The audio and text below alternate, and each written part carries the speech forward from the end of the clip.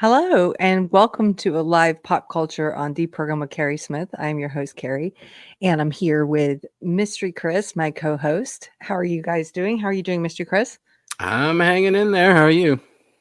I'm good. I'm looking to see if we are live. We are. Okay. There have been some issues with my StreamYard lately, but Hmm. everything seems to be working. I see some regulars in the chat. Hey, Robert, Lowry, and Therese, give it up for two of our mods who are here.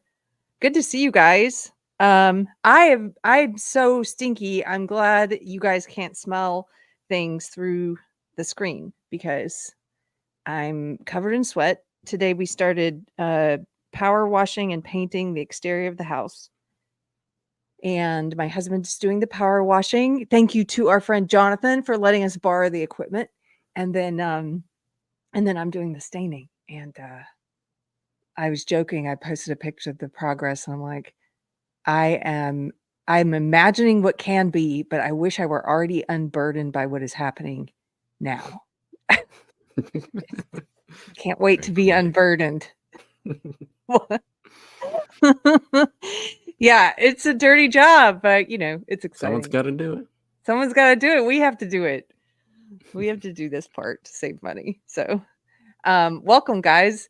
Also, I had yesterday, I'll just tell you, you already heard a little bit of this, Mr. Chris. I was exhausted yesterday because we moved to piano and we that was just insane. I can put piano mover now on my resume. We we borrowed a trailer. Thank you to our friend Darren for letting us borrow the trailer. And we had to go to one town to get the piano. This is a really beautiful old Steinway that was in our old house when we bought the house. And they left the piano here. And it was my husband paid a lot of money to have it refurbished. But then what happened is, in the meantime, he found a baby grand that he loved and got an amazing deal on the baby grand. So this little upright Steinway, by the time it was finished, there was no place for it here.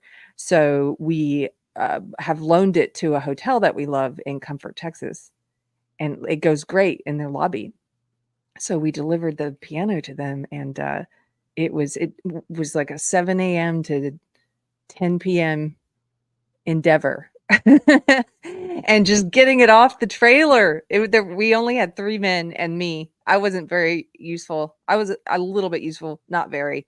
And that took like 2 hours to get it off the trailer. It was crazy.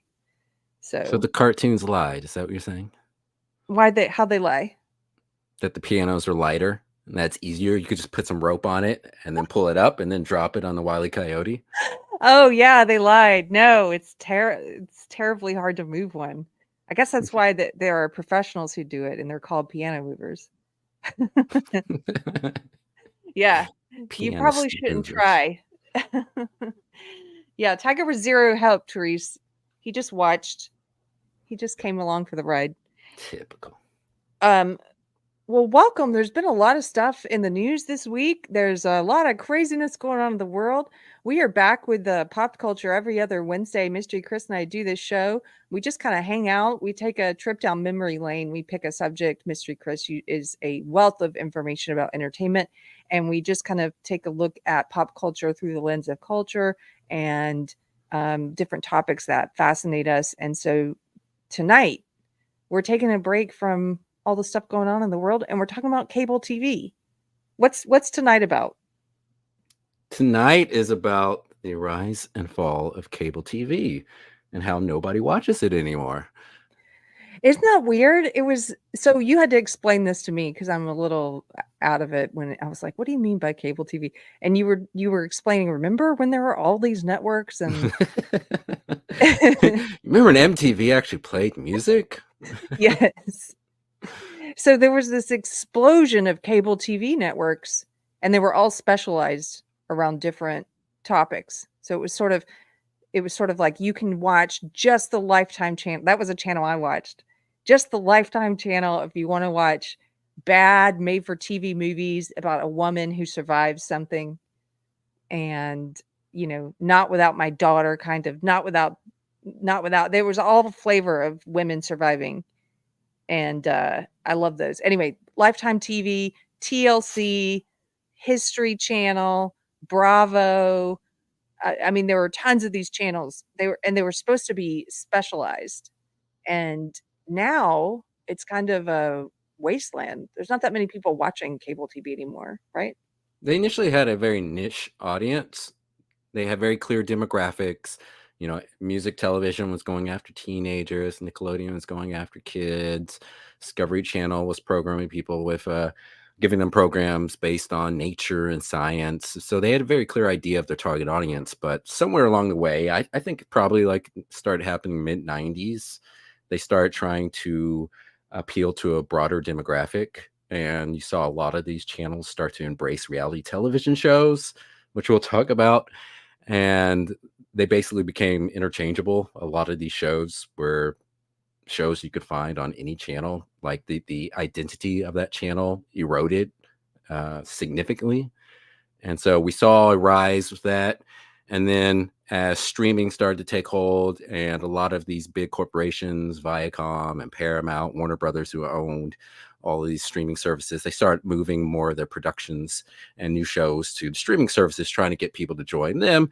And they kind of gave up on cable, especially when a lot of people were cutting the cord. And now most of these cable channels are just showing marathons of old TV shows like MTV. Last time I checked, I don't have cable anymore. Last time I checked, they were showing like 12-hour marathons of the Fresh Prince, which I do like, at least that, you know, young kids can What? see like the Fresh Prince. But still, having said that, it has nothing to do with music television. You know, MTV hasn't shown music, you know, decades really. And I don't know why they're still called music television. I don't know why half of these channels are still called what they were initially created to embody. So it's a mess. But yeah, I thought we'd just take a look back and see the rise and fall of a handful of channels. We're probably not going to talk much about MTV since we did part 1 and part 2, which part 2 is not on. We're working on it. We're going to try to get that back. We'll on Rumble, YouTube, if we can. YouTube We'll took it see. down, Yeah. so we are going to find it. I Yeah. think it's on a hard drive, and we're gonna put it up on Rumble. Yeah. But we For did those a of whole part 1 and 2 on the rise and fall of MTV, and documented for young people how it used to show music videos back in the old days. But isn't that just so weird to think about? An entire generation has no conception of MTV being associated with music at all. Yeah. That's just bizarre to me. I just can't wrap my mind around that. Yeah, well, you talked about in those 2 episodes how it used to have music television sort of in the logo or something, and they eventually just got rid of it, or they renamed it just the letters MTV. Yeah. So there's no association with music anymore at all. Nope. It gone. Kind of like Rolling Stone magazine. It's just all Mhm. politics now, huh? Yeah, very little to do with music anymore. They're putting actors like, what's her name? Kristen Stewart and stuff on the covers. Like, what are you doing? I thought Ugh. this was about music. No. Uh, So which cable TV channel should we start with to kind of let's go down start this? with Nickelodeon. I mean, So who growing up in the 80s and 90s didn't watch Nickelodeon? I did not really watch Nickelodeon. Really? Yeah. I'm gonna have So to ask you to leave, Keri. I'm gonna be a little on the outs here. You'll have to tell me about some of this stuff that we're looking at. I know about some Nickelodeon. You can't, because of the way pop culture works. I have seen SpongeBob's SquarePants memes and even made a few myself, but I don't know who that sponge is. I've never watched it. I've never watched Why most is of the pants memes. so square?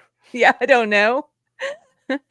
So Nickelodeon, what was their brand when they launched? They were for So kids. it started off as Pinwheel, which was a television show, educational television show. It started off on a local channel that eventually became a cable channel. And so it was called Pinwheel, and all they did was show this show like all day.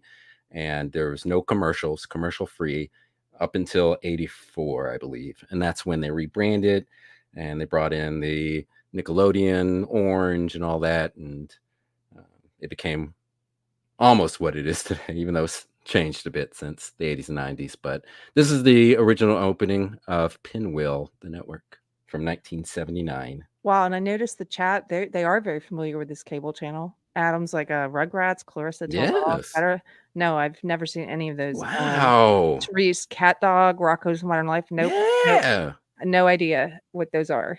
Wow. Somehow I missed this whole cable channel. That's amazing.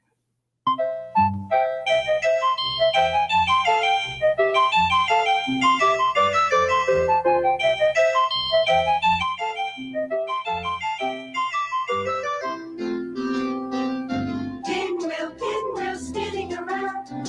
Look through my pinwheel and see what I found. Pinwheel, where have you been? Hello, how are you? Wait, so this was like the 80s? Yeah, 1979, 1980.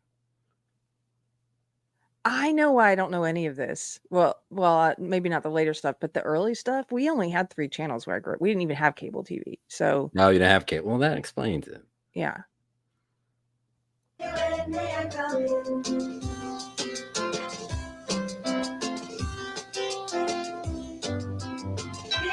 Pinwheel, spinning around. Look through my pinwheel and see what I found. Pinwheel, breezy and light. Spinning good morning, spinning good night.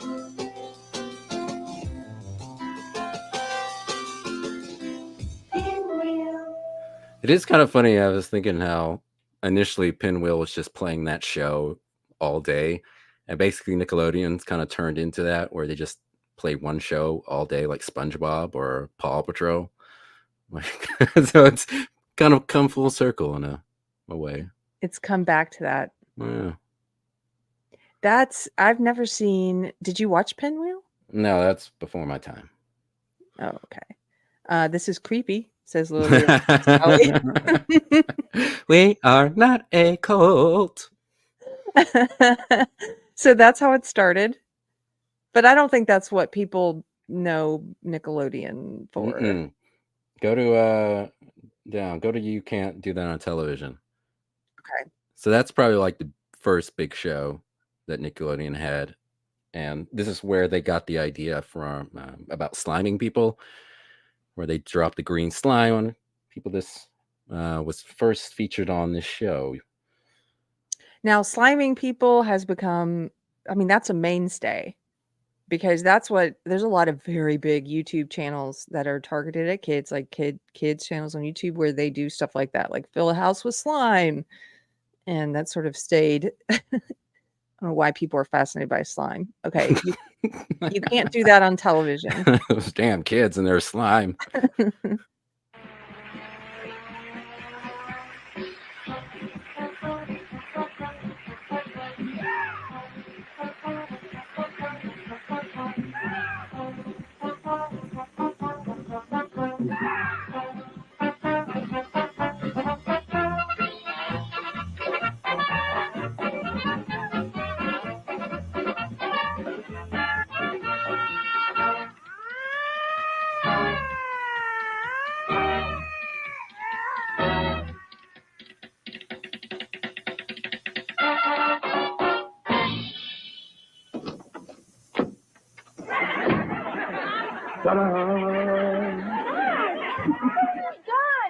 Now, did you watch this one?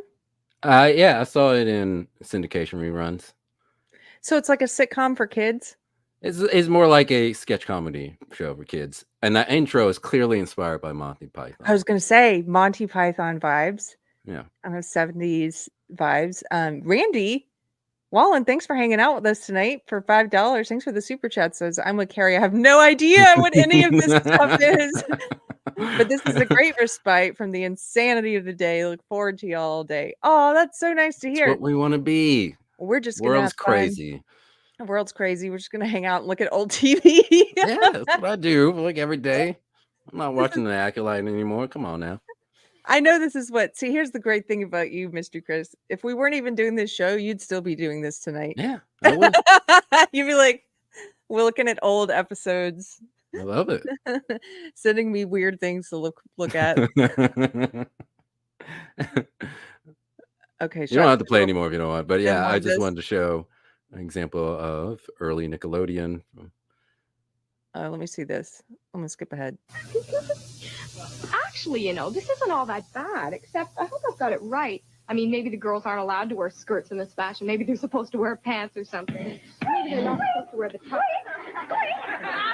This is so quaint and old-fashioned. It's the guys wearing skirts now. Wah. Wah, wah. Make sure to tip your waiters and waitresses. Yeah. You have a lot of ones to choose from here. What's Yeah. another? Let's see. Pull up Double Dare. So Nickelodeon was known for a diverse number or diverse types of programming shows. They had a wide range of shows. They had game shows like Double Dare, What Would You Do, Legends of the Hidden Temple, a bunch of other ones. They had cartoons, which we'll talk a little bit about, like Doug and Ren and Stimpy, and then of course later on SpongeBob. They had live action stuff, Pete and Pete and Salute Your Shorts. They had such a great mix of television shows, and you could tell that they were inspired by MTV, because MTV really set the stage for what cable television could be. They tapped into the kind of teenage angst that a lot of teenagers were having. They rebranded MTV to have a more avant-garde look, the whole logo changing with the different colors and different patterns and all that. That influenced a bunch of other cable channels, and they saw that what cable could be, what cable channel could be, and you can tell that influenced Nickelodeon. So Nickelodeon in the 80s and particularly in the 90s had a very strong identity, something that kind of ran through all the television shows, because it wasn't just the shows, it's also everything that happened outside of that, which we'll talk about a little bit as well. But things like they had Nickelodeon's headquarters in Florida, Universal Studios you could visit. They had a bunch of hosts and different events for kids, and they made it feel like they weren't. Let me back up. Cable television, like broadcast television, it's geared to sell advertising and advertisements to certain demographics, but Nickelodeon made it feel like they weren't selling directly to kids. Like, even though obviously they were trying to sell advertisements, just the way it was done felt more inclusive, and it felt more like they cared about kids, like they understood what kids liked and what they didn't like, and they were designing the program to meet that expectation. And so I think a lot of instead of trying to indoctrinate kids or tell them what they should think about things, I'm being serious. They weren't doing that so much. It was just like, let's entertain kids with some slime, Yeah. And it was just fun and weird, and it just really tapped into something that, in my opinion, Nickelodeon lost, and MTV both lost as they went on in the late 90s and particularly in the 2000s. Now, I'll have a caveat. All those shows you mentioned, Doug or something like whatever that was, and even Ren and Stimpy, which I've heard of and I'm aware of the characters. You haven't seen that even? No, I never watched any of these. The only one I ever saw, and I don't know how I saw this, it must have been on syndicated TV at some point, is Double Dare. I did see Double Dare, and this was the 1986 Double Dare promo. Yeah, if Mark Summers is still around. Mark Summers, a man with an obsession. I dare you to hula hoop while I throw water balloons at you! Is Mark Summers a sick man? I dare you to smash one of these mechanical toys with a mallet while blindfolded! Is Mark Summers just really weird? I dare you to shave this balloon! No! The wildest, messiest, most outrageous game show on TV. Weekdays at 5:30, 4:30 Central. Only on Nickelodeon. Can't wait. That was like Double Dare in the game show in the studio, where the kids are doing these challenges, often involving slime or climbing rope bridges and stuff. As a kid, I was they were right on the money. I was so entertained. I imagined being on the set. Like, I imagined being one of the kids that got to compete. I'm like, I would win. It's almost like American Ninja Warrior, but for kids. Yeah, that one was big. Okay, you've also got Pete and Pete. Yes, this is one of my favorites from the 90s. One of my favorite shows ever. It's a show that still holds up. It's a weird show. Like, the premise is kind of weird, about two brothers growing up at the town's in New Jersey, but one of them has a tattoo of a lady on his arm, and he has a grown man who's his best friend, who's a superhero that we're not sure if other people can actually see because he might be a figment of his imagination. It's a weird show, but it was so well done. But It's it was just appropriate for kids? yes. Okay. Although the guy who played Artie, who was the superhero I was talking about, Toby Huss, was talking about how a lot of executives were a little weirded out because like he wears pajamas. And like the first time I guess he wore the pajamas, he had to like make sure he didn't have any bulges or anything that would be inappropriate for kids to see. So it was very, very weird. Okay, Pete and Pete. Look, see, people in the chat. I guess I'm just an oddball. They know. Hey, Mad's here. Mad knows Yes, Pete this and is Pete theme still slaps, he one of says. the best theme shows ever. Like we're gonna have to do a '90s version of the tier ranking, and this song, this intro is gonna be S tier, no doubt. And Dr. Coffin Nails also says Pete and Pete was great. I just somehow missed all of this. Okay, this is a opening. It's kinda strange. You looking happily doing. I can't settle in bed. This music is so 90s. I know, it's great. I love it. I love it. Or have you picked your target yet? It's in there. Got your dog bite. It's in there.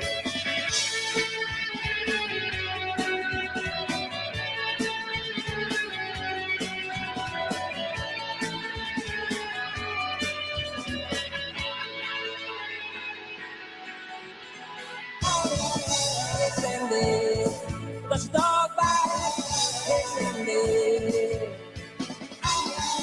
It's in there. Got your dog bite. It's in there. Oh, so great. I have it on DVD, Carrie. I'm gonna have to come over. I'm gonna have to watch some. Ah, it sounds great. Ah! I can't wait. Kidding. Sorry. No, you're not.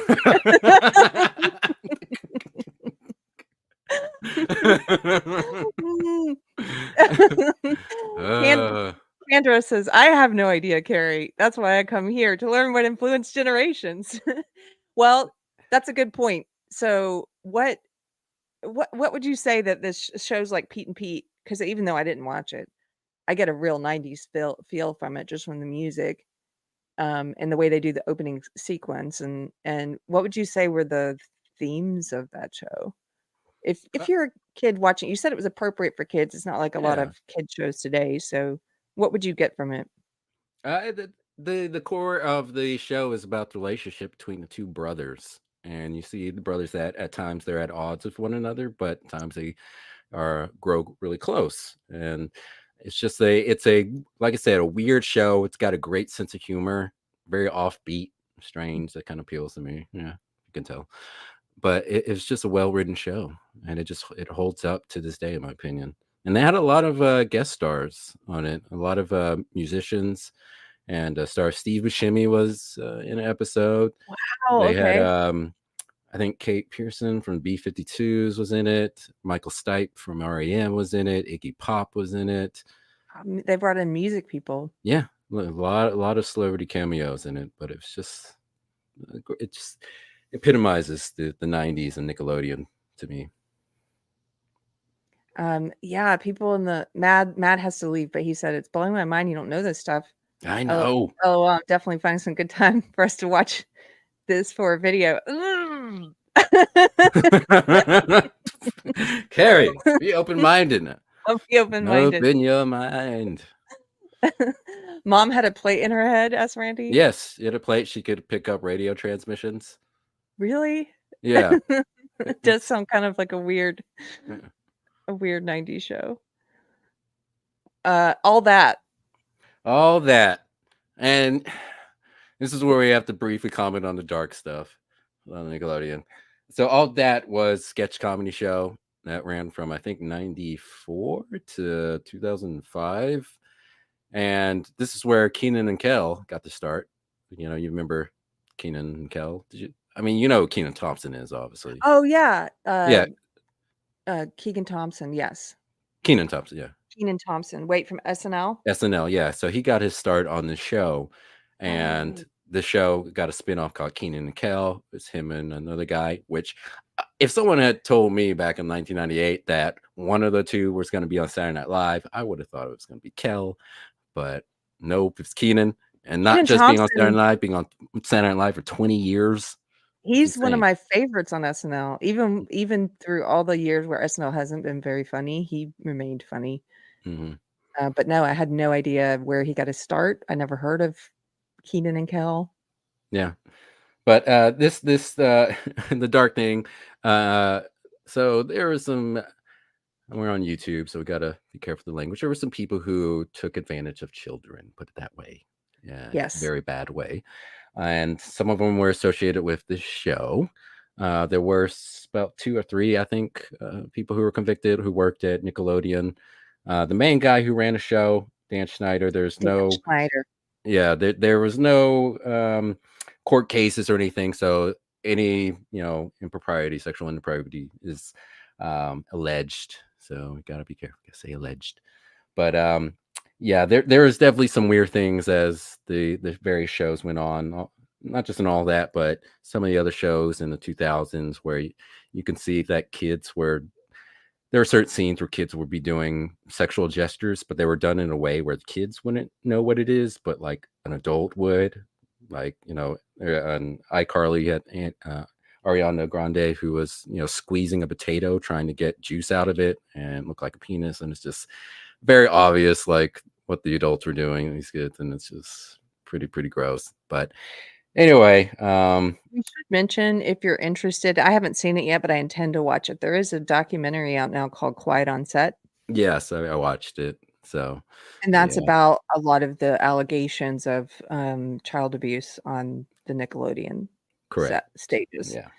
And a lot of it's about Dan Schneider, is it not? I haven't seen it yet, but Yeah, a lot of it's about, him verbally abusing people. That's what was admitted to. So that's all we have evidence of.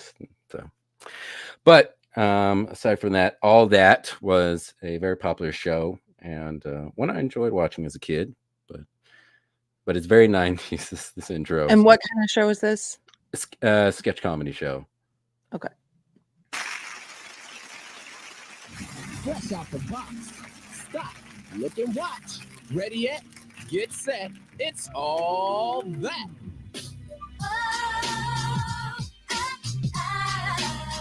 This is all that. This is all that. Now this is just an introduction before we blow your mind. The show was all of that, and yes, we do it all the time. So sit your booty on the floor or in the chair, ground or in the air. Just don't go nowhere, 'cause everything we do, we're entertaining you. So it was the kids doing sketch comedy. Yes, kids were doing sketch comedy. And do you know who did the theme song for this? Does it sounds like Pepper, what's her name? You're getting close. I know you're gonna get it. I have faith in you. Oh, Write it down, Keri. left almost Salt and Pepper. No. No? You are almost there. You start saying left. Left eye? Yes. Wow. TLC. TLC. I know Yeah. things. I know what the kids know. That's really funny because it's not even something the kids know anymore. Yeah, You'll see. Yeah. That sounded familiar though. Yeah. Well, I had no idea about all of this, and It makes I me wonder sad, Keri. I feel like I'm why. in a time machine just so I could take you back in time and watch TV. Yeah, we could stop World War II, but no. I think there's something about Nickelodeon's brand. You mentioned it had such a cohesive brand, and it was like these wild colors. Like when I think of Nickelodeon, I think of the logo, like orange and slime green and all this. And there's just something about the graphics, the music, all of it that makes me feel nauseated. And Really? yes, I don't know why. It just feels syrupy and gross. What? And I know I've This never. is not going away. I thought it was I'm going. sorry. Hey, in the Venn diagrams are very popular right now. in the Venn diagram of things that we both enjoy, and you and I have a big overlap of certain things. Nickelodeon is not one of them. As I understand the love that I and some people have for this is it's largely contextual. Like you have to be a kid to enjoy a lot of this stuff, but some of the stuff still holds up in my opinion, and I think some of the stuff you still gain some value out of if you were to look at some of it. Not saying all of it, but some stuff.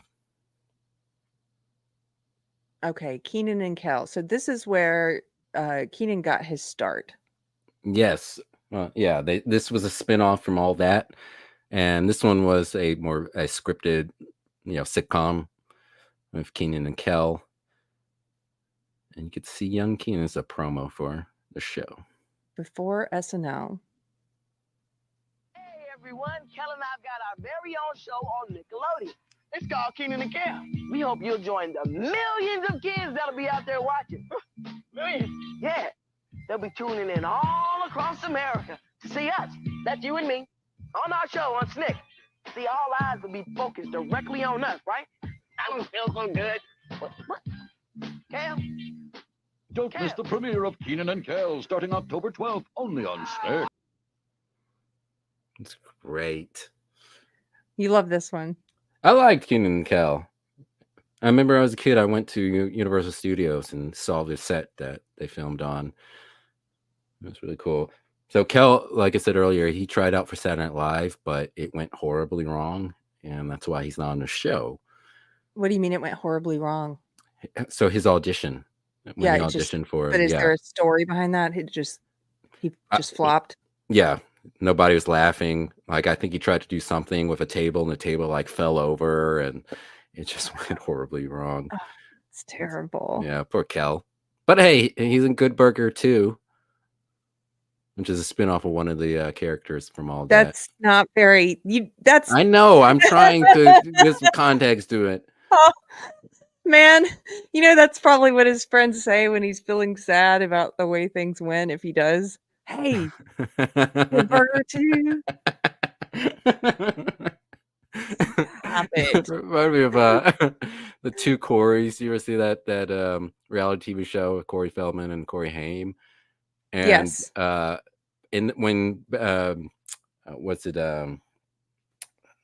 Boys 2 was in production, they brought in Corey Feldman, but they didn't ask for Corey Haim to come back. And so Corey Haim was like really down, and Corey Feldman goes up and goes, "Hey, don't feel so bad.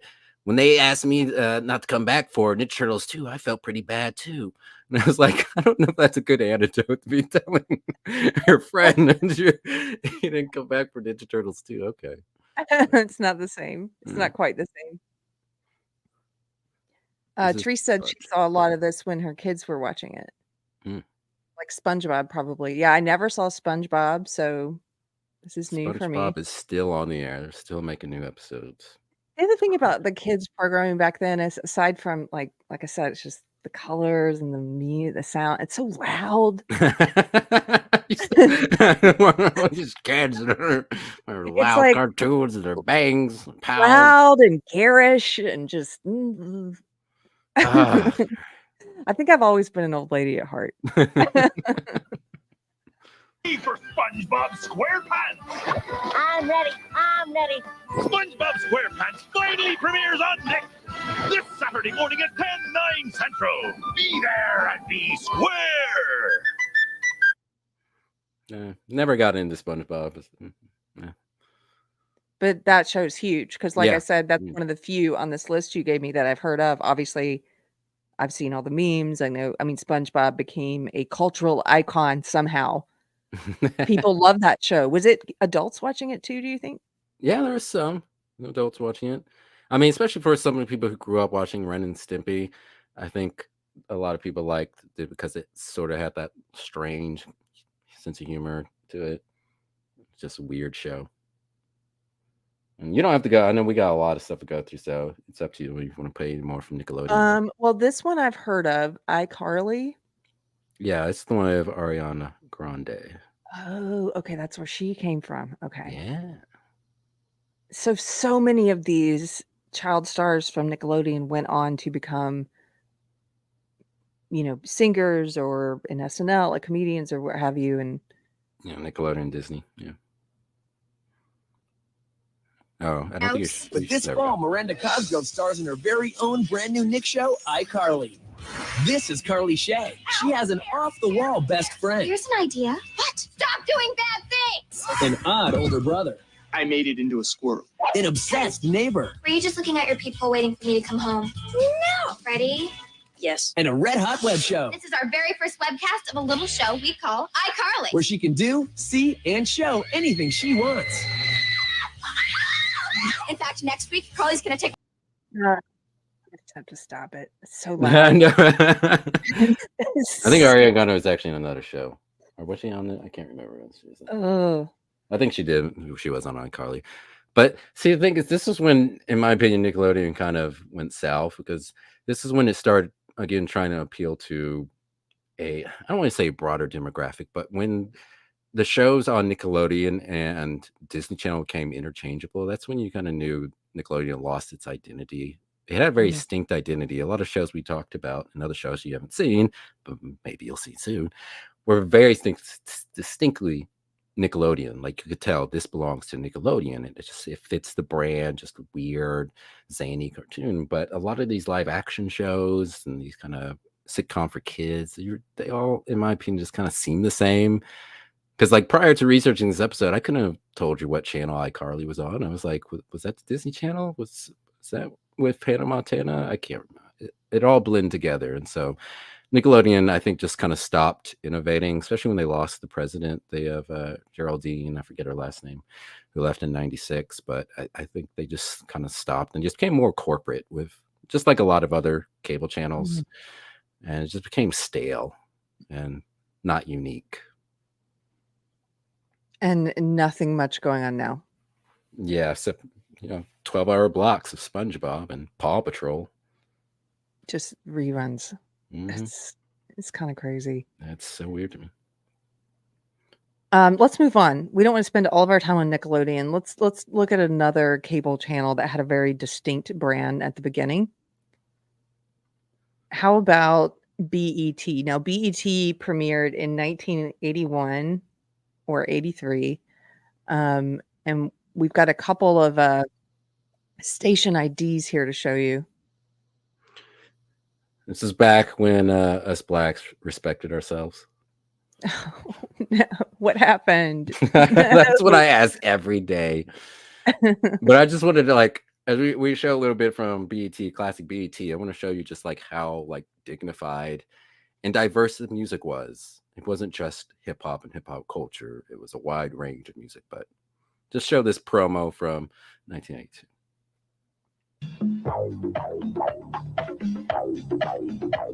Ooh, the sound's only in one ear.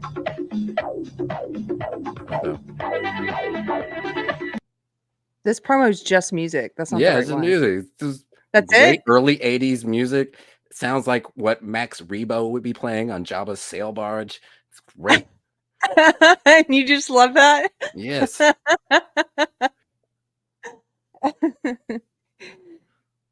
Okay. Now, did you watch BET? I watched a little bit of it, but BET, it wasn't the culture phenomenon that MTV was. And so it didn't have as much interesting shows as MTV, but I did watch a little bit of it. You a choice at BET, the network to turn to for the shows you want to see. BET, we're giving you a choice. Reach out and take it. We're giving you a choice.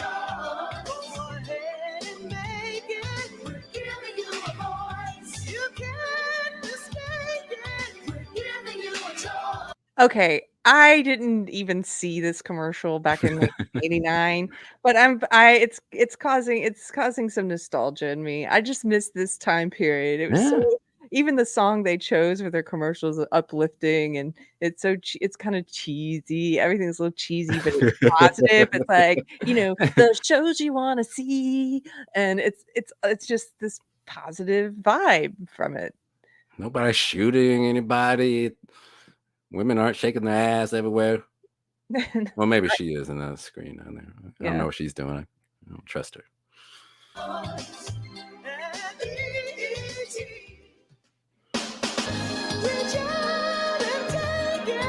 Just when you thought it was over, there's more.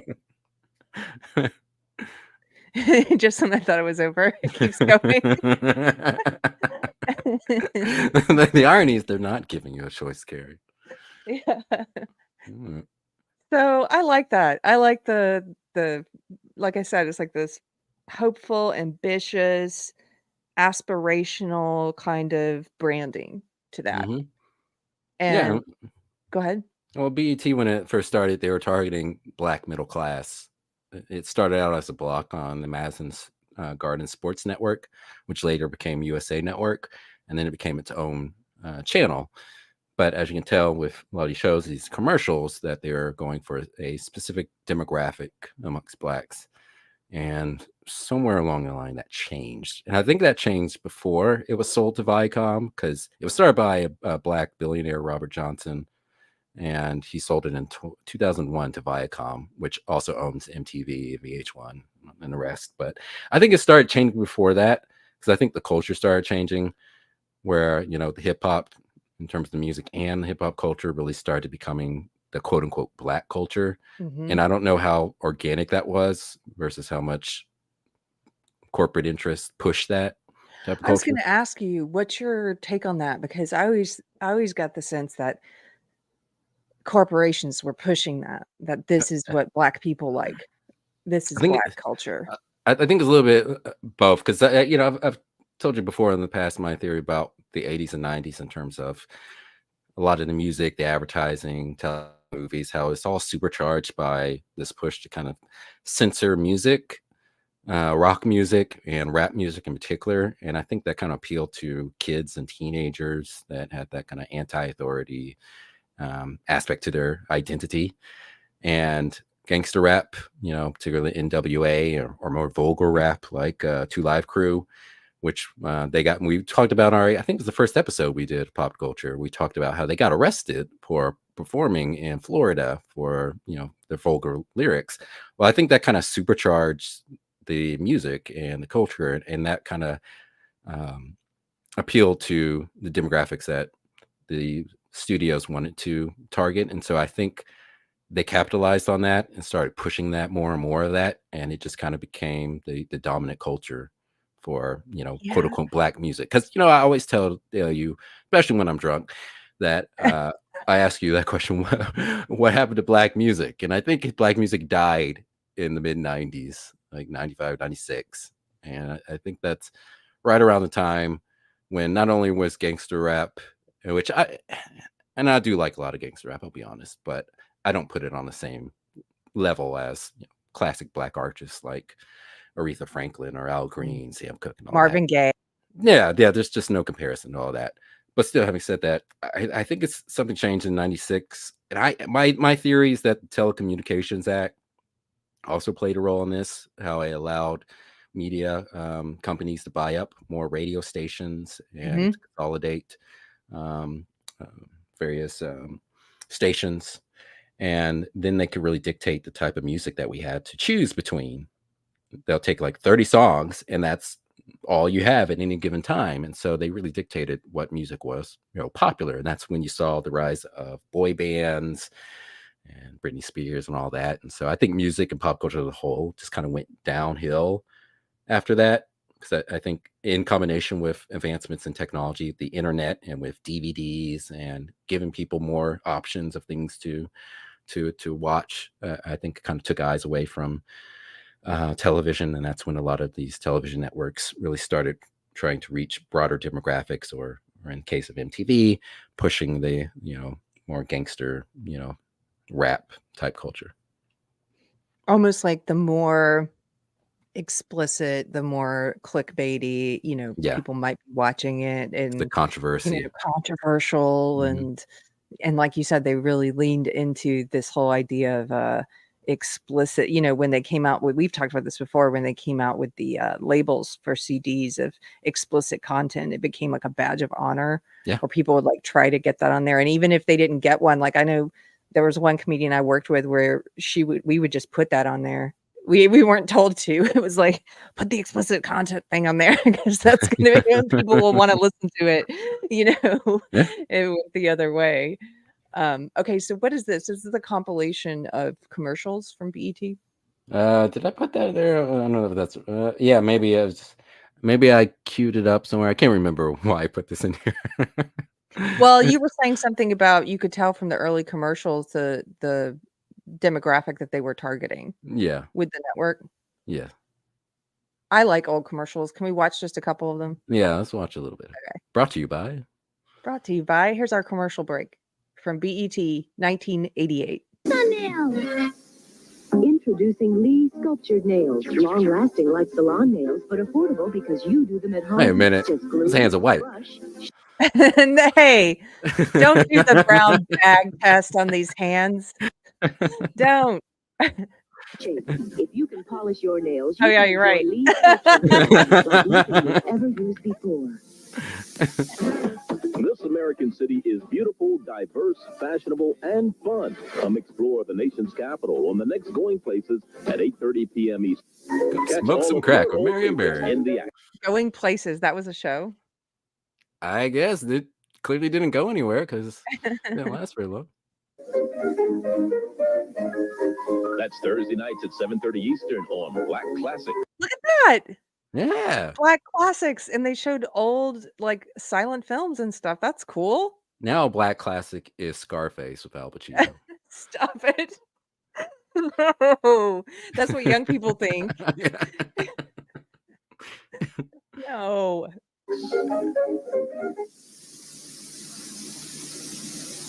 As an attorney, being informed is something I've spent a lifetime perfecting. But as a Black American, none of the national news programs seemed to totally inform me. They covered the major issues, but they didn't tell me how they affected my life. Then I discovered BET News. BET News put me back in control. Now national issues have new meaning, and news about Black America is available to me like never before. With BET News, I'm totally informed. See? This channel felt like the Cosby Channel. Like I was it's gonna like say. it's very Cosby-ish. It's the Cosby Black middle demographic. class, upper class. Yeah. Yes, it's the Cosby demo. And just very, like a positive vibe and a positive outlook on the future. And Yeah. let's move on to what happened to BET. Okay, let's see. The closest I have is the last one. So the last link, that's just the promo for the Hip Hop Awards, but I just wanted to show a contrast between the type of music and the overall vibe and of MTV programming. or BET compared to what it became. What it became. And this is 2012, so even this is a while back. Mm-hmm. Okay. The BET Hip Hop Awards. This is what a lot of, I think, the younger demographic, they know BET for this. The Cypher, where the lyrically gifted spit rhymes, then pass the mic, and follow the leader is in full effect. We got 16 bars, we got flow, we got the 2012 BET Hip Hop Awards hosted by Mike Epps. What happened to Black Classics? Bring back Black Classics. Bring it back. It's just Thursday, October 9th at 8, followed by the premiere Keisha and Daniel, Family First. Nobody's got this lower class Black culture, which became the dominant Black culture. Is like, how did that happen? I think it's by design. Yeah, I do think so too. But it's like, why do we buy into that? Like, why is that's not something to aspire to be? Well, then you have white middle class young kids Yeah, white also kids buying love it into too. this. Yeah. And and then you have woke white upper class, middle to upper class lefties who think this is what Black people are. Yeah. And it's just such a, I don't know, it's such a shame. Rest in peace, BET. Which now I guess is the Tyler Perry channel because it's just all Tyler Perry stuff. So like Nickelodeon, it just shows blocks of old stuff now. Yes. It's crazy because like even other channels like IFC and Sundance, they used to show like art house films, independent films. Last time I checked, Sundance was showing like marathons of CSI Miami, and then IFC was No! showing marathons of 2.5 Men, that Charlie Sheen sitcom. Yes. They're just going and buying the rights to old shows, and they have no original ideas, and nobody's watching anyway. So like, I don't know. We've got this much money in the budget. Let's buy 2.5 Men episodes on the independent film channel. Like, wow, what happened? None of their titles, none of the channel titles have anything to do with what they show anymore. No. Almost. Yeah, it's crazy. Let's move on to the Discovery Channel, 1985. Good old Discovery Channel. Back when Discovery Channel was about science and history and all sorts of high brain stuff. Now, originally, like you're saying, this was conceived of as, this was going to be a science channel. It's going to be spark your imagination. You're going to learn things. This is one of the early promos. Started in 1985. 1985.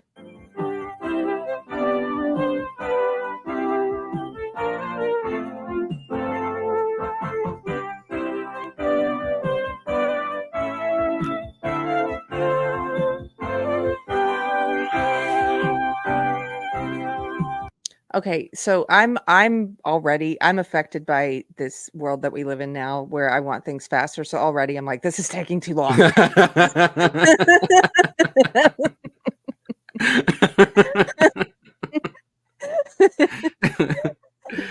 took time getting to the lions eating. Yeah. Get to the point, Discovery Channel.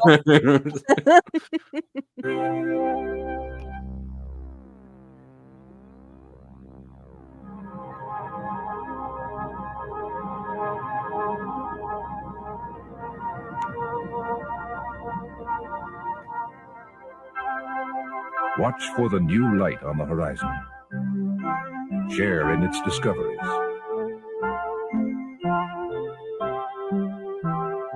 Discover mystery and wonder. Discover new thrills and excitement.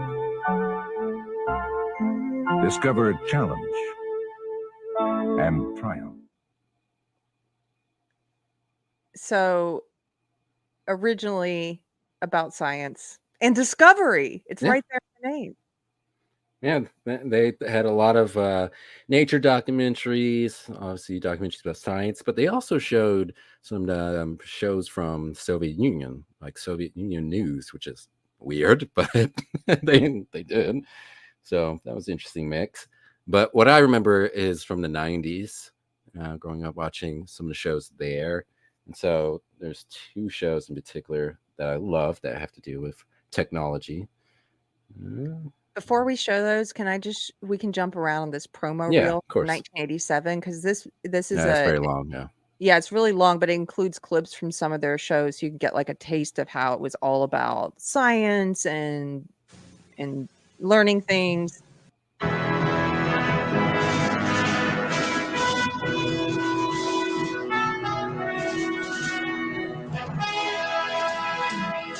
As to its danger. Can't forget about Shark Week. Sharks. Stalk the inhabitants of the jungle and marvel at the unending diversity of the natural world.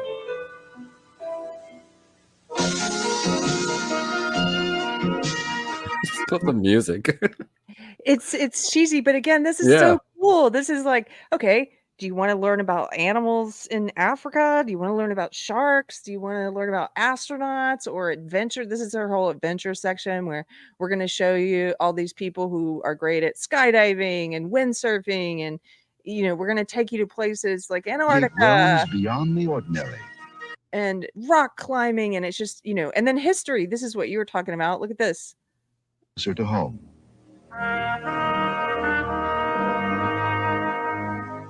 History comes alive on the Discovery Channel. Relive the triumphs of the human spirit and its tragedies. Revisit man's most profound moments and meet the charismatic leaders who shaped the course of history. The Discovery Channel is for people who want more from television than just more television. Wow, the Discovery Channel is for people who want more from television than just more television. And now, cut to 20. What do they have now? Cash Cab. Mhm. Cash Cab. Oh, Uh, what happened, Discovery Channel? I don't know. It's so sad. Such a good one. Oh, yeah, this is one of Okay, my which favorite. show do you want me to highlight? Let's do the second one. That was probably my yeah, yeah, This one, Movie Magic? yeah. So Movie Magic was kind of behind the scenes show that showed how practical effects for movies and television shows were done.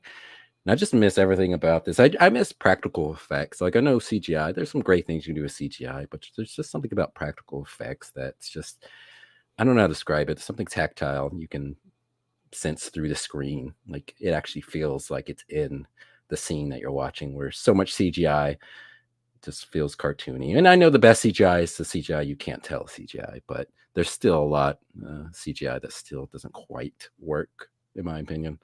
But practical effects were just great. And so this episode, I had to pick this episode about Star Trek Deep Space Nine, obviously. And so I Yes. think this one talks about the first episode of Deep Space Nine.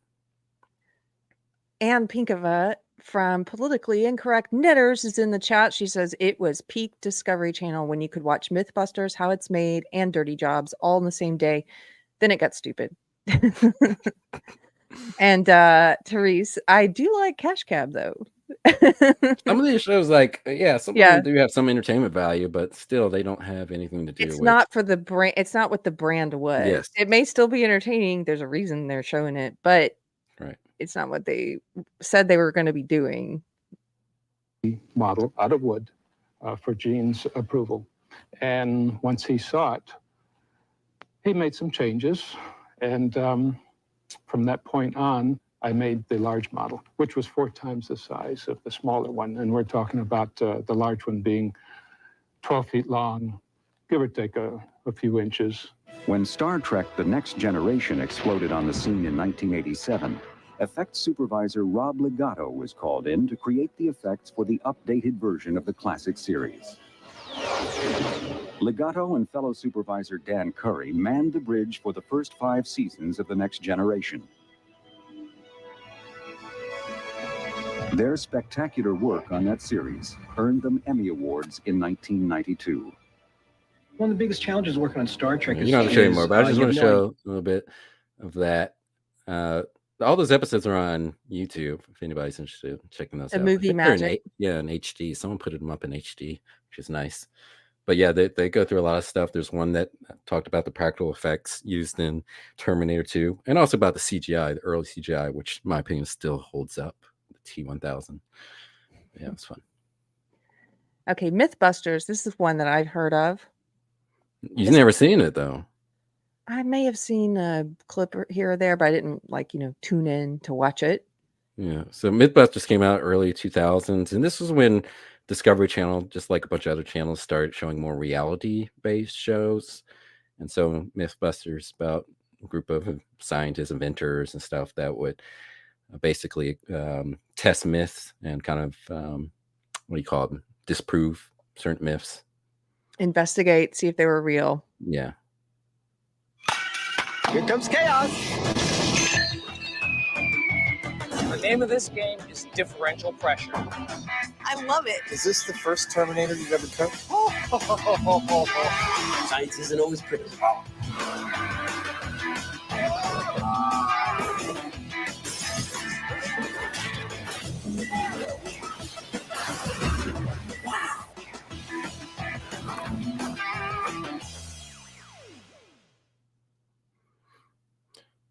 I was like never a huge fan of Mythbusters, although I do like Adam Savage's YouTube channel because he does a lot of stuff about model making and cosplay and all that stuff. So It's fun, but yeah, that show was very popular, ran for a very long time. That one was one of the ones that kind of like SpongeBob, where even if you didn't watch it, you've heard of Mythbusters. Yeah. And then this one, Man vs. Wild. I also heard of this. I did watch this one a lot. And so the premise of this show was a guy went out into the wild with a camera crew and he had to survive for like, I don't know, 48 hours or some long time period. And there ended up being a scandal that apparently for a number of these episodes, he would say on camera that he would be staying out in the wilderness at night, but they'd take like a helicopter to a hotel nearby and just like stay there for the night and then come back in the morning and film again and act like he was there the whole time. I remember this. Yeah. Bear McGillis. Bear Grylls. Bear Grylls. Okay. I'm going to show you what you need to do to survive. So I did watch some of these somehow at some point. They were very entertaining. You know, watching a guy survive. But then I remember that was very big news that he was faking it. Yes. I'm Bear Grylls, and I'm going to show you what it takes to get out alive from some of the most dangerous places on Earth. I've got to make it through a series of challenges in the sort of places you wouldn't last a day without the right survival skills. Now I'm in the dense jungles of Vietnam, tangling with some of the most inhospitable terrain on Earth. In constant battle with nature's wild side, where one slip could cost you your life. It's a bad time for the mind to break. Where every animal wants a piece of you. See that look? Spinning cobra. And you've got to get them before they get you. I'm pitting my wits against nature. I'm showing you what you need to survive in one of the toughest environments. Okay, this works. It works. I mean, I just want to keep watching it. It's like, what else will you survive? He always did these unnecessary things. It's like, oh, so I'm gonna pee into my shirt and I'm gonna wring it out and I'm gonna drink my own urine to stay alive. I'm like, do you really need to do that? Which now, like that, it came out that the part it was fake. I imagine that part was probably fake too. I can't imagine a guy would actually drink his own urine. No, he had to fake that. But yeah, I saw some people in chat saying Survivor Man was another one, and Survivor Man a lot of people thought was better than this one. I also watched Survivor Man. What wasn't channel as flashy and edited as the same, but yeah, I never got into Survivor Man as much. I was more Man versus Wild. Two Sisters and Some Yarn. Give it up for Amy, one of our mods. She says the best thing out of the Discovery Channel was Mike Rowe. Dirty Jobs. Dirty Jobs. Okay. This is Cash Cab.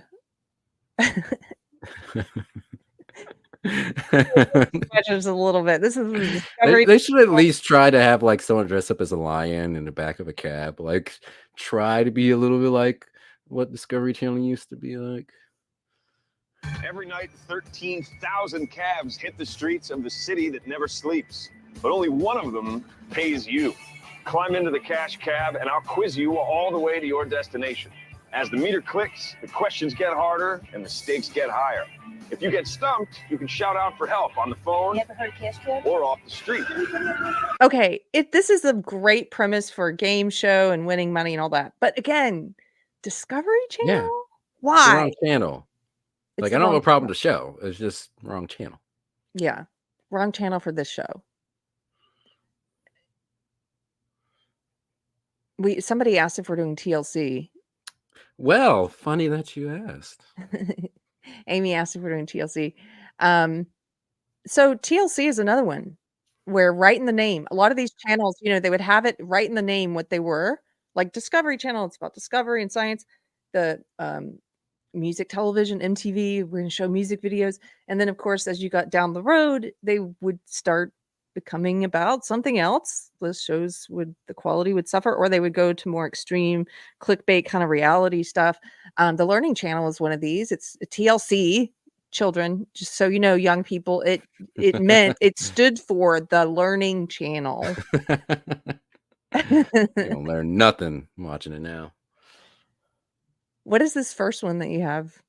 So this is their nightly sign off. And so in the early days of cable, a lot of cable channels were split where two different networks essentially were on the same slot.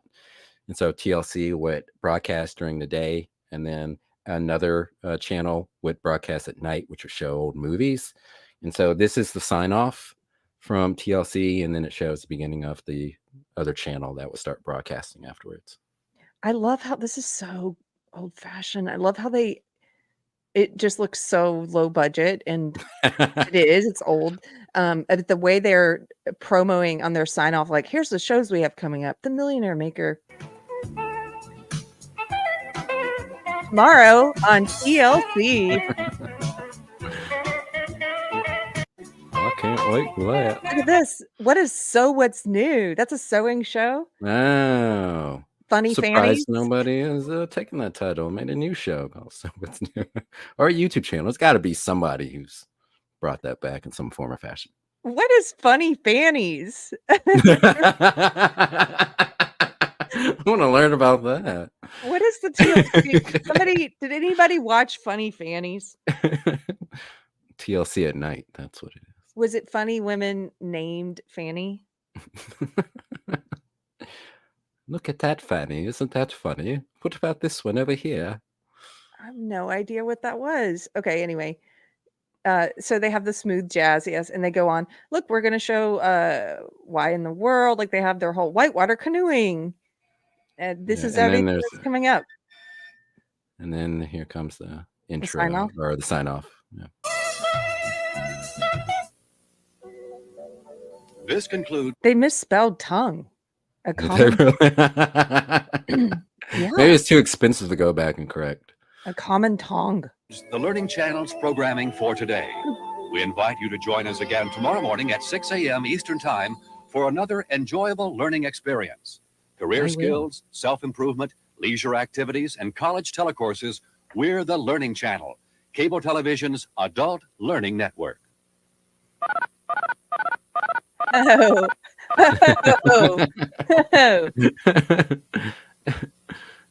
And then it would go off the air. Yeah, and then the Home Theater Network. And welcome again to Home Theater Network. This is such a blast from the past. I know. They would share the channel. Young people, do you understand? Sharing is caring. They were like, now it's the Home Theater Network. Wow. What if this one survived and HBO didn't? What a different world we'd be living in. Home Theater Network would not be showing movies now, though. They would be showing 2.5 Men. Dr. Coffin says, don't show Funny Fannies in Britain. Wow. That's a blast from the past. Mm-hmm. Okay, let's get into some of the stuff that people knew. Or should I show some of this early programming? You could show one of the stuff in the early program just to give people a taste of what the program was like, because you'll see a drastic contrast. Drastic change. Stuff. So they were actually teaching you stuff because it was called the Learning Channel. So this was a show they had called Survival Spanish, like teaching you the bare necessities of Spanish. El cinturón nuevo. Los automóviles amarillos. Smile. El automóvil amarillo. Okay. Now I will ask you a question. This is a new phrase, so pay close attention. What color is it? ¿De qué color es? This is actually useful programming. Well, yeah, we can use it now. I'm not a Spanish speaker, so it would help to. I mean, they were doing useful programming. They have this. Let's look at this archaeology one. Yeah, lots of different programming, which is crazy too. Think about how people were able to sit still and watch stuff at one point in time that didn't have a bunch of flashy graphics and quick edits and loud noises.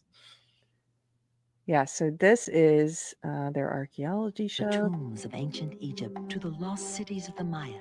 Every age and every culture has left behind a legacy waiting to be uncovered. Sift through the remnants and buried mysteries of the past each week as host John Rhys Davis takes Yay. you on the dig of a lifetime. Don't miss the exclusive world premiere series, Archaeology, Monday at 9 on the Learning Channel. So soothing. It's soothing and again, just very positive sort of outlook, hopeful for the future. Like as if people want to learn things. Let's do shows where they can learn Spanish or they can learn about archaeology. We're called the Learning Channel. Sort of like let's bring college kind of classes into the home and you can learn these things that maybe you didn't get a chance to learn in school. And that was the brand for the Learning Channel. They had this show in 1997. Look at this one. Great Books. Yeah, a show about books. I mean, look how cool this is. Okay. Here we go. Great Books. Great books sounds heavy. Where do you start? Begin with the Learning Channel's Great Books Festival. Celebrate the great stories behind the great books.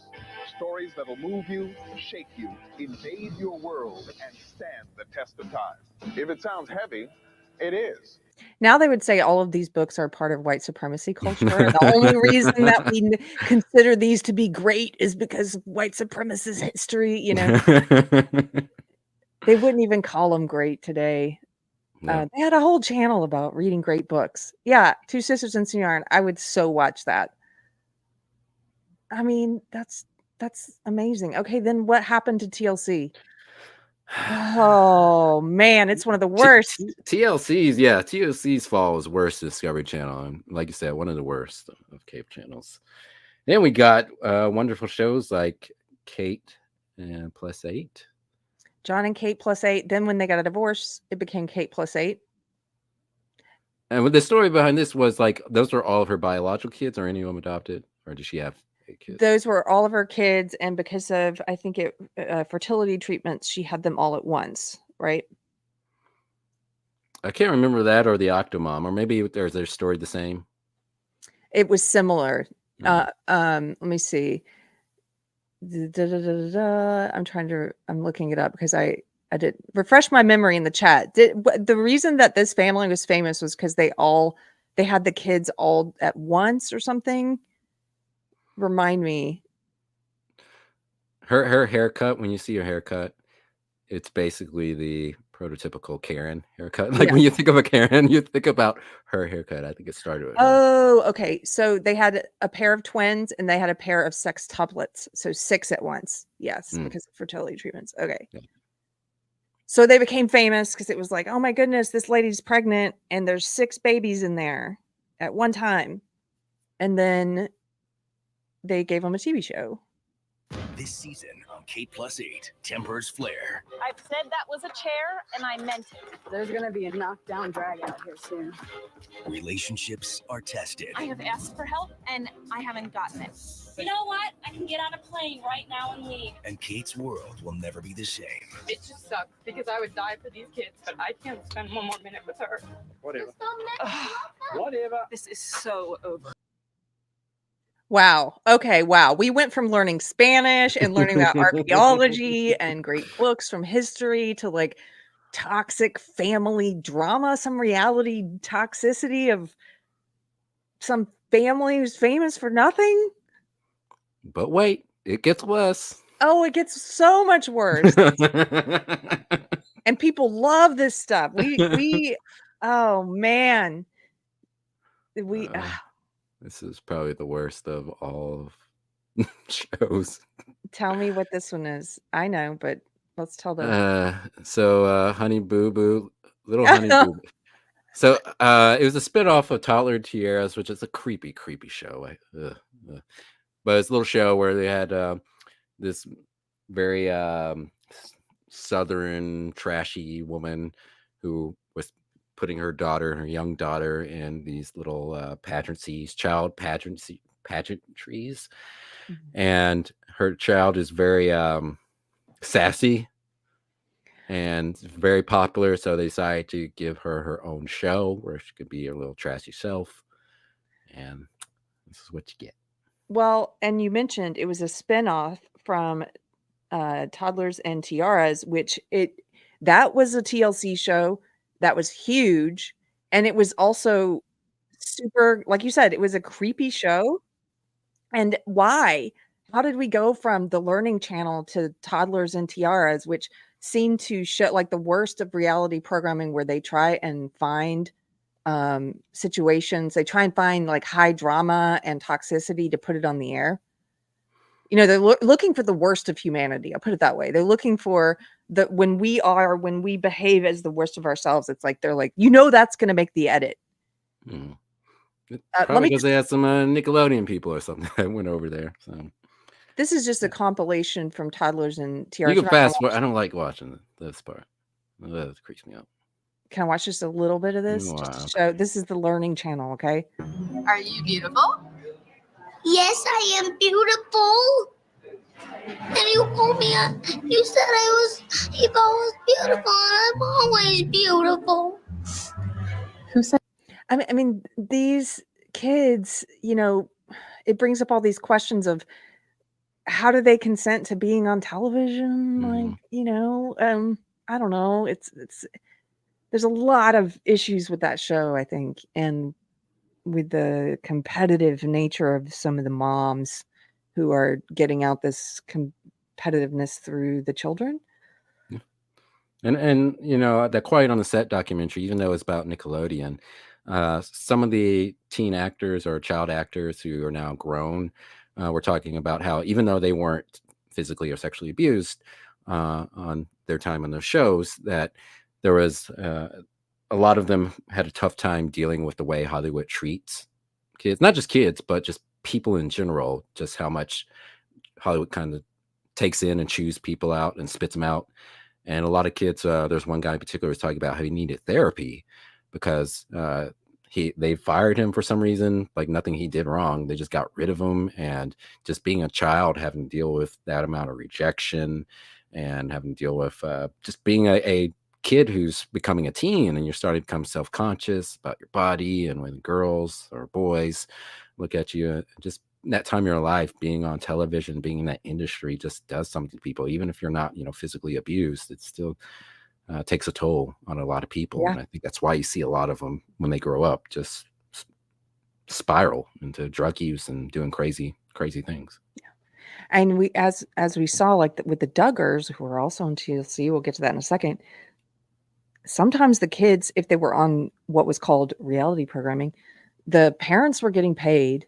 A lot of those kids, they're pretty much their whole life, they had cameras in their face, and everyone knows who they are because their parents chose to put them on this TV show, and they never saw the money from it. Mm-hmm. Yeah. Okay, this is Honey Boo Boo. Three sisters, Pocket the craziest, Anna's the pregnantest, and Jessica's my favorite, like my BFF. The Boston's family is Mama. Mama! Oh my God! No! My name is Mike. My nickname is Sugar Bear. Sugar Bear, my baby daddy. We got too much estrogen in the house. Need some testosterone. Hey. Sugar Bear! Okay, Thomas Sowell wrote about cracker culture. It's so trashy.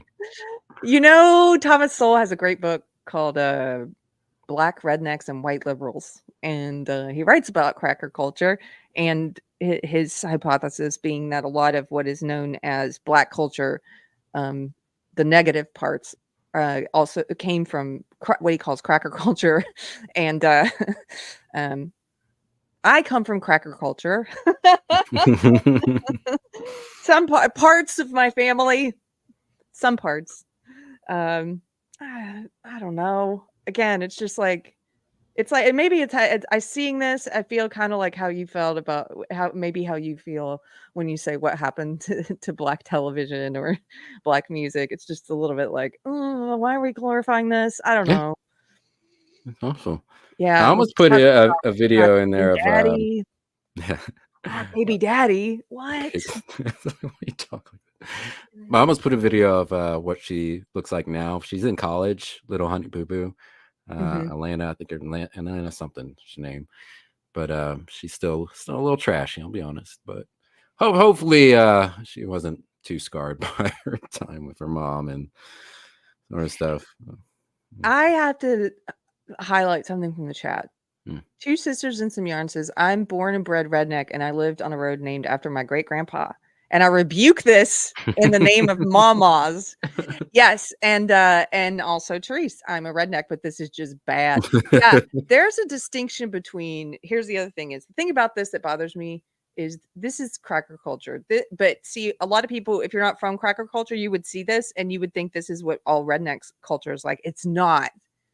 There's a distinction. Rednecks, there is the culture that is, hardworking, backbreaking work, like my grandparents.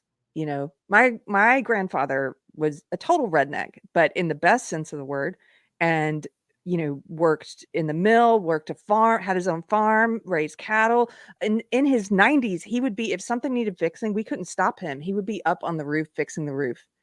There's a story of when later in his life, there was a time when I went home to visit, and his house was right on the main highway through our little town of like less than 1,000 people. And my dad used to host these turkey shoots at the VW. And so I was at this turkey shoot. And anyway, all these different old timers came up to me, old timers who were younger than my grandfather. And they would come up to me like, I saw your papa up on his roof, trying to cut down a branch or something. They're like, and one guy told me, he's like, I pulled over and I asked him, like, do you need any help? And he was like, yeah, why don't you crank up that chainsaw and pass it up here to me? Like, it was just, this is redneck. This is like the hardworking, backbreaking redneck culture. That is not what Honey Boo Boo's about. I don't think. Like, it's a little bit more, it just, I think it's embarrassing because it's like, no, that's like the worst parts of redneck. That's not, that Yeah. gives a bad impression. I think that's what Two Sisters and Some Yarn is saying with her funny comment. I rebuke this in the name of Mama. See, I do too. I do too. You don't have to show the next one because we still got some other channels to get through. But just briefly, I did pull a clip of one of the shows called "Sex Sent Me to the ER," which is basically about no. Yes. It's a reenactment of people who have all sorts of weird stories, usually involving a man whose penis is something's wrong. It's maybe larger, or maybe it broke, or something happened to it. And it's done in more comedic fashion, but still, what the hell does it have to do with learning? Like, Right. It's not the rock learning bottom for channel. that It's channel. rock bottom. Thank you. Michael Collier put it very succinctly. There's a difference between redneck and white trash. Yes. Is there? Thank you. Yes. It's the That's what I same was difference between country and western. that's what I was trying to say. And he said it so much more succinctly. Redneck does not mean white trash, but I think sometimes mainstream culture they think it's all the same. Okay, if I have to watch Nickelodeon, you're going to come watch some redneck movies with me. I watched Mama's Family. You know I love Mama's Family. Okay, I know we're going to move on to the next channel, but I'd be remiss if this was not on your list, but I have to bring this up because this is my cousin. My cousin had her own TV show on TLC. It was called United Bates of America. It was in this whole reality rush with different families and stuff. And they actually got the show because they were friends with the Duggars, and they would go to all these big family, like Quiverful conventions with these religious families who would homeschool, and they knew the Duggars and a lot of large families that way from these conventions. And they were on some of the episodes of TLC's The Duggars show. And so they got their own show called Bringing Up Bates. And then they were canceled. I think it was around the time the Duggars got canceled because of all the scandals with that family. And then they got a show on Up Network, which was a Christian cable channel. And that one was called Bringing Up Bates. That one ran for 10 seasons. I mean, my cousin's family was on. I mean, they were on television for a long time. If you're wondering who my cousin is, it's the mom, Kelly Jo. Well, she went by Kelly on the show, but I always knew her as Kelly Jo. And she had 19 kids. She has 19 kids, sorry. How's that possible? Like in the past, just because the show's not on the air. But she has 19 kids, yeah. Well, and they were all single births. And she homeschooled, still homeschools. Yeah, here, I'll just show you a little clip if anybody's not familiar with this show. Y'all ready? Straight train, let's go. Learn from a lot of people about Careful. preparing your children I think it's on TLC. to be grown-ups. And training is not just telling or teaching. It's actually like you. Were you talking to me? Oh yeah, just be careful. This looks like it might be on TLC's channel. I don't know how they with. They might claim it, you mean? Yeah. This is my cousin, TLC. I'm royalty.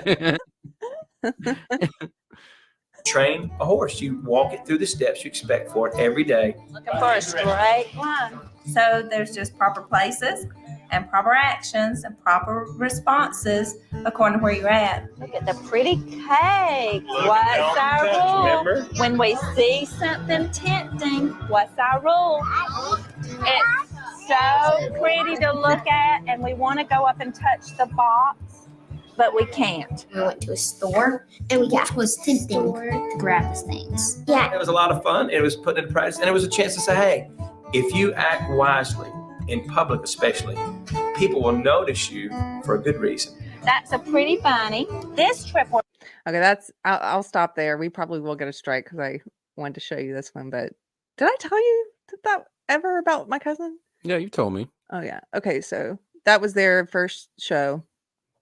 And they haven't had, the scandals of the Duggars that would surprise me greatly if there was ever anything terrible like that.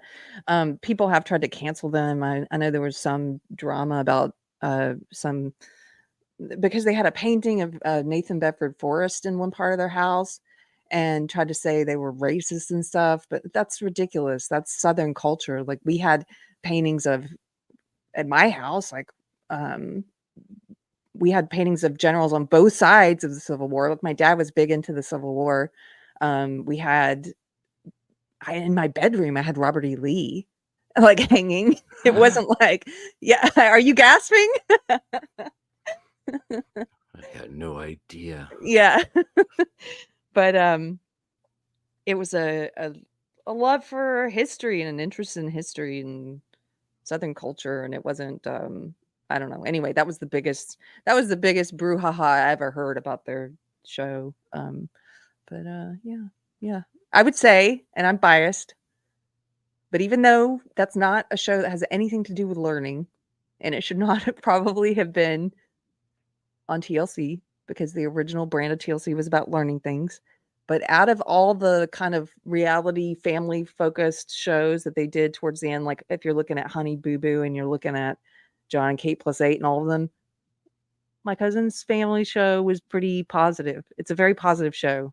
And when I was younger and I was woke, I used to really judge her wrongly and look down my nose at religious people in general. I had a real prejudice against Christianity and didn't really understand what she was doing, or I thought I was very arrogant and thought I knew better. And I have to say, like she's a great mom, has done a great job raising her kids, and really it's instilling them with a lot of values that kids don't have today. So, okay, let's move on. Comedy Central. So Comedy Central was actually a merger between two channels. It's I believe it was Comedy Channel and another channel called Ha. And so one showed more stand-up comedy and the other one was more focused on movies. And so they merged in 1991, became Comedy Central. And so what was the theme? I'm kidding. I was like, what? It's right there in the name. But this is promo for the Comedy Channel right before the merger. The Comedy Channel. The Comedy Channel. The Comedy Channel. 24 hours a day under one roof. I think you should watch the Alan Havey show when you're home late at night. Hi, my name is Alan Havey. I mean, he's cool, he's cute, he's funny. I think he's a security risk. This is funny, right? Please watch Tommy Sledge, P.I. The Comedy Channel stand-up detective. Please! My attack dogs and I love to hunker down with the Rachel Sweet Show. I always turn to the Higgins Boys and Gruber. What are the Higgins Boys and Gruber? These are guys that drink coffee, eat donuts, and smoke a lot of cigarettes. This is funny, right? Life expectancy, spring. Alan Havey, Rachel Sweet, Tommy Sledge, Rich Hall, the Higgins Boys and Gruber. Won't you join us? God forbid you should do something useful and constructive with your time. The Comedy Channel. We're having a good time. We're doing our part. I remember that logo. Do you? Yeah, I do. And that was before they became Comedy Central. Yep. Okay, this next one, I'm a huge fan of this show. One of my favorite shows. And this, I think, kind of put Comedy Central on the map for many people. Yes. Mystery Science Theater 3000. Love it. One of the best, funniest, most original concepts ever. Yep. There's actually a documentary they did. I think it was for like the 30th anniversary where they showed a lot of footage from the original iteration of it. It started off on local television in Minneapolis, Minnesota, and then it got picked up by Comedy Central and it became what it is today. It's party time! Grab a date and a skimpy outfit for the intergalactic go-go party that is Mystery Science Theater 3000. Get down and do the jerk with 3 of your funniest friends, and we'll give you plenty of cheese. Now I can take my clothes off and run around. Woo! Get lucky with Mystery Science Theater 3000. Tonight at midnight here at Comedy Central, The best part of the show, it was like introducing you to niche films that you may not ever watch otherwise, and it's like watching it with some of your funniest friends who are just adding their own one-liners and commentary, and it just, I don't know, great nostalgia for this show. Mm-hmm. It's basically I only watch that and really the Star Trek channels on Pluto app. The free, you familiar with Pluto? Free. Yes. Yeah. So it's basically just the only channels I watch. But this is the very first episode of Politically Incorrect. Now, a lot of people don't remember this show with Bill Maher got started on Comedy Central, and then it got picked up by ABC for a while, and then he made his comments about 9/11 and the U.S. being cowards for sending cruise missiles into Iraq. And they canceled the show, and then he got picked up by HBO. And I think he's still there. I can't remember if that deal just ended or not. But well, it's a different name. Real Time with Bill Maher. Right. But right. It's not essentially the same thing. It's slightly different, but still brings on a panel of people. Right. And they're probably you think they're probably more politically correct now than despite the origins of... Well, for a long time he was very politically correct. I think he's actually more politically incorrect now. I mean, he started now he is now it's a little bit more safer to come out and criticize woke stuff. So sorry, Tiger doesn't like it. No. Let's see. Let's read the chat. Hobgoblins. Oh, that was a great one from Mystery Science Theater 3000. They have a YouTube channel too. 24/7. Thank you. Okay. Well, thank you. And hi, I'm Bill Maher, and this is Politically Incorrect, the show that believes, along with Dr. Kevorkian, that suicide is kind of our way of saying to God, "You can't fire me, I quit." Well, today my guests are Larry Miller, Jerry Seinfeld, Ed Rollins, and Robin Quivers. And we're going to be talking about focus groups, which is where they ask 100 people in a mall to make the judgments for millions, who then have to live with Michael Dukakis and arena football. Which is not surprising, since this is basically government by Family Feud. And we're going to be talking about criminal justice. Yeah, I've never been a huge fan of his. I was at that once it got moved to ABC or wherever it ended up, I've been to that. I was at the Politically Incorrect studios a few times, and then Real Time with Bill Maher, because when I worked in entertainment, I had comedians who would sometimes appear on his shows, and I just never. And I remember being there at one point when it was like thoroughly back when it was just all leftist. He never criticized woke, and he has come. I see clips of his now and then where he's willing to give equal treatment or equal criticism or find equal comedy and making fun of the woke, and I commend him for that. I know some people were sort of like, oh, too little too late, he was a part of the system for so long, and I don't really go in for that. I mean, if you think about it, if the audience is primarily leftist, he's exactly the kind of person you would want to start criticizing woke ideology, because think of who's watching him. And so even if he's late to the game or late to understanding, or even if it's not even about understanding and he doesn't care about anything and he's just doing whatever is written for him, I'm glad that they're doing it on that show now from time to time. We'll see. Not really my speed though in terms of things I'm interested in watching. Yeah. Craig Kilborn. So he was the original host of The Daily Show in 1996, which I never really found him all that funny, especially back then. Now I think he's okay, but still, I wouldn't say he's like super funny or anything. But it is interesting to think about how he's the forgotten host of The Daily Show. And even though he wasn't like super funny, he's much better than Trevor Noah. Oh my goodness, right? I guess isn't hard to do, but. And young people won't even probably know who he is, but yes, he was the original before Jon Stewart, the Daily Show host. This is the Daily Show with Craig Kilborn. Remember this? The Daily Show on Comedy Central. Our news travels faster. Our reports dig deeper. Shoot me. Shoot me. Our questions hit harder. Which elves make cookies in hollow trees? Why does village food suck? Our stars laugh longer. Faster, deeper, harder, longer. The Daily Show. When news breaks, we fix it. We are passionate about our news. Every Monday through Thursday night at 11. It didn't really take off though until Jon Stewart replaced him. Mm-hmm. And if I remember, I don't remember Craig Kilborn being as political as Jon Stewart either. No, I think from what I remember, correct me if I'm wrong in the chat, from what I remember, he was more about just spoofing a news anchor. Right. He wasn't so much about telling you what to think about the actual news, like the Daily Show became, which the Daily Show now is indistinguishable to me from any other late night comedy show, put that in quotes, where they're just trying to indoctrinate into an ideology and into a way of looking at the world. They're not so much even trying to pretend to be a fake news channel anymore. Mm-hmm.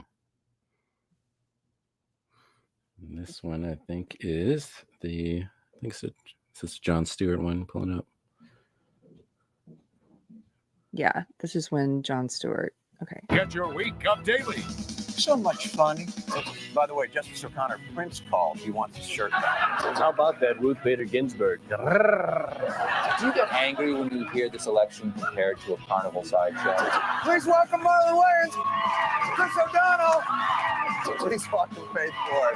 You're very funny. That's why I love American women. Glad, glad, glad, glad, glad. Sugar, sugar, sugar, sugar, sugar, sugar. The Daily Show with Jon Stewart, weeknights at 11 only on. Yeah. And they brought him back. He's on the Daily Show at least partly through the week. How desperate they are to bring viewers back. Nobody likes Trevor Noah. No, I don't think Trevor Noah likes Trevor Noah. Ugh, so bad. Oh, this next one. Yeah. You gotta talk about this. This is. We have to. Okay. Do you have a story of where you were the first time you saw South Park? I just remember the commercial for it, and I was like, "What the hell is that?" And I was like, so fascinated about it. So I remember watching it and loving it, and going to school next day and talking with friends about it. You're younger than me. I was in college, and it was my first year or second year of college, and there was a viral video that was going around. This is before there was a TV show. There was a video that people would laboriously, you'd email it. I think there was a web link that you would watch, or maybe it was attached to email back then. I can't remember. This is the old days, kids. And everybody would gather around. Somebody would open it up in the dorm and call people in. And that's what happened. I was hanging out in the dorm. People were like, come in here and watch this. Everyone's riotously laughing. And they played this little stop animation clip that was just going viral of have you seen the original clip? It was Yeah. Jesus and Santa fighting, and it was ridiculous. And everyone was just dying laughing. And then it became a television show. Yeah. Okay.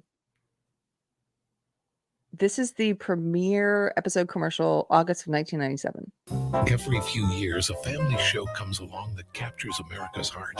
Add Comedy Central's new show, South Park, to that list. It's a sentimental story of 4 lovable scamps growing up in Colorado. It'll make you laugh. Laugh all you want. I'm the one who's gonna be on TV, looking all buff. It'll make you cry. Do your impersonation of David Caruso's career! It'll make you puke. South Park, Why They Created the V-Chip. Premieres Wednesday, August 13th at 10 p.m. only at Comedy Central. Wow.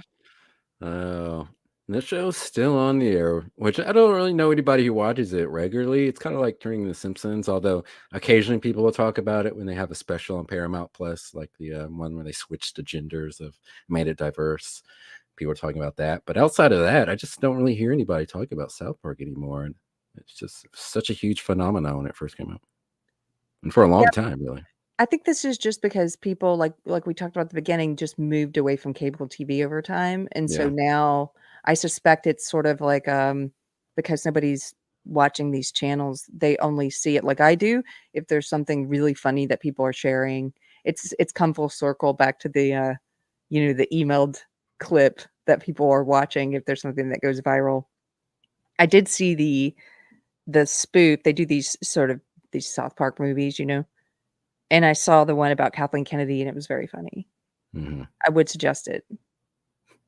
I mean, it's still as funny as ever, and there's no sacred cows for them. They're not afraid to make fun of woke, that's for sure.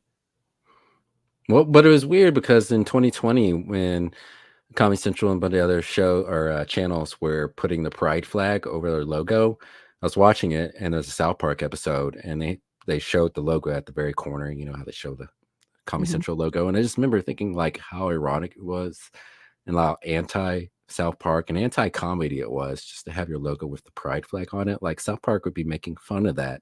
Yes. But here you are putting that on top of South Park, a very politically incorrect show that makes fun of everybody. It's amazing. How much tension there must be behind the scenes sometimes on that show, I wonder. I don't know. It seems like they're kind of grandfathered in a bit, Mm-hmm. and they still make a lot of money because Comedy Central does 12-hour marathons of South Park all the time. So like every time I'm over at someone's house with cable, I switch on Comedy Central to South Park, and I'm like, I don't mind that. I mean, at least South Park. If you're going to do a marathon, make it that instead of I don't know, Trevor Noah. Trevor Noah. Nobody wants to see that. Okay, The Man Show. Let's talk about grifters. Jimmy Kimmel, I think, is one of the biggest frauds, like just one of the worst. He's one of these people who just does whatever's popular. He's going to go there, and he went from Girls on Trampolines to being one of the biggest, fakest, wokest late night talk show hosts. I don't like these people who just go with the flow of whatever's popular. I can't stand it. I would prefer someone who's sincerely been woke the whole time, or they actually believe in the ideology, because somebody who sincerely believes in it, you can change their mind.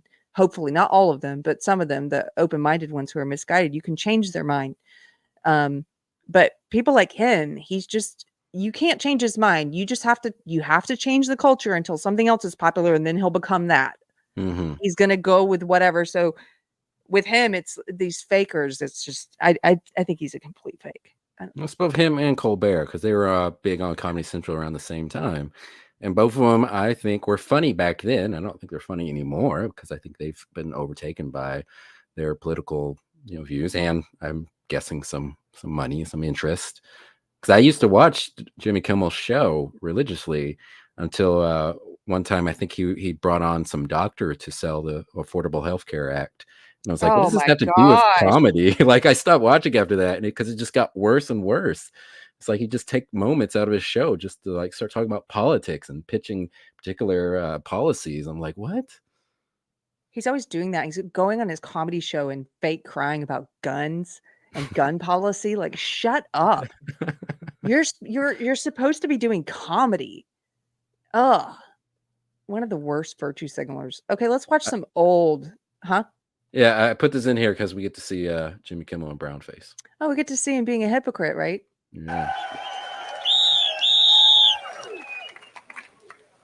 Sometime at night, Paul Malone look up in sky and say, what the hell going on up there? Do UFO live on other planet, phoning home like E.T.? Wow.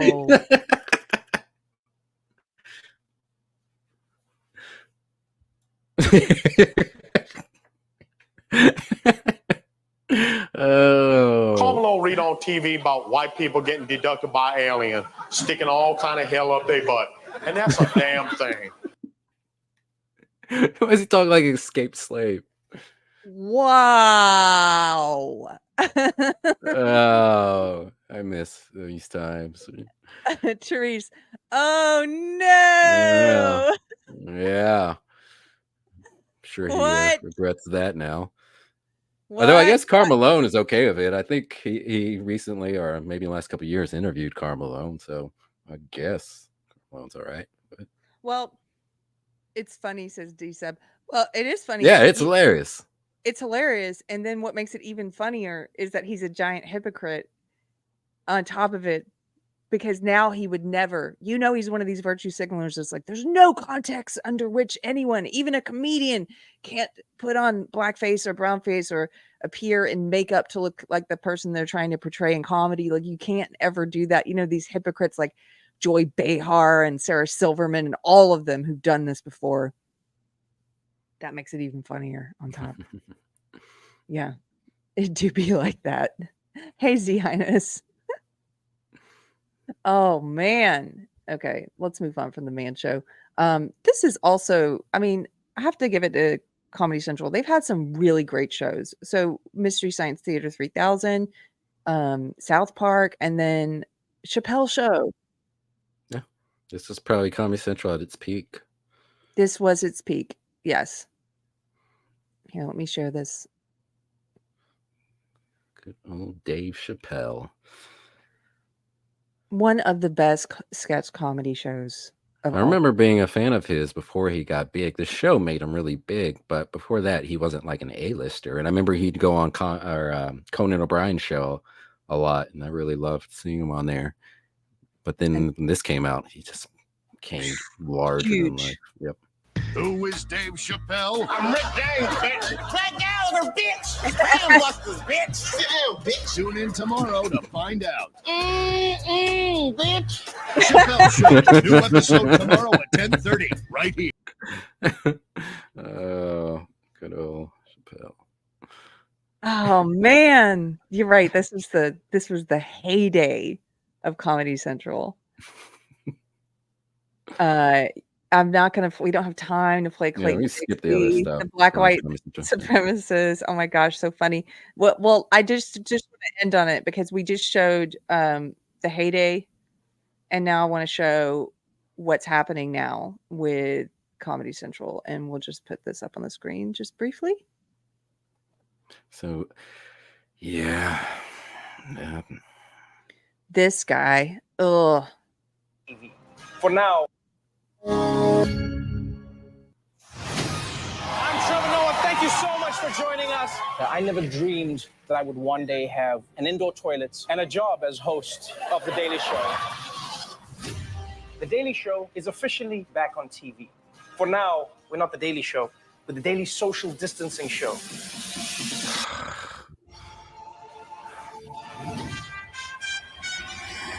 A new era of The Daily Show with Trevor Noah. No. September 13th. And the crowd goes wild. Trevor Noah. I'm surprised he wasn't wearing a mask while he was Right.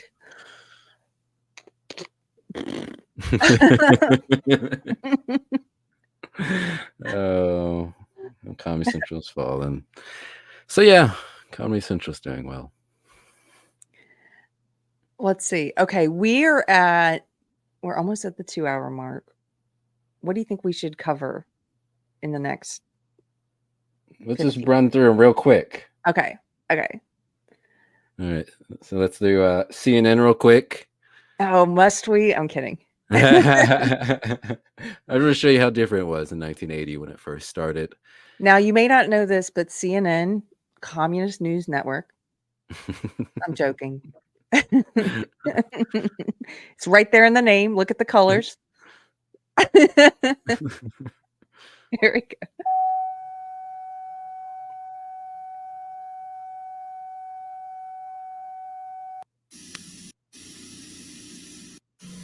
You can skip because Ted Turner gives his remarks. To say thank you. You'll Fast notice forward. out in front of me that we've raised. Where do you want me to skip to? Just once you see some news anchors. There we go. Okay, here we go.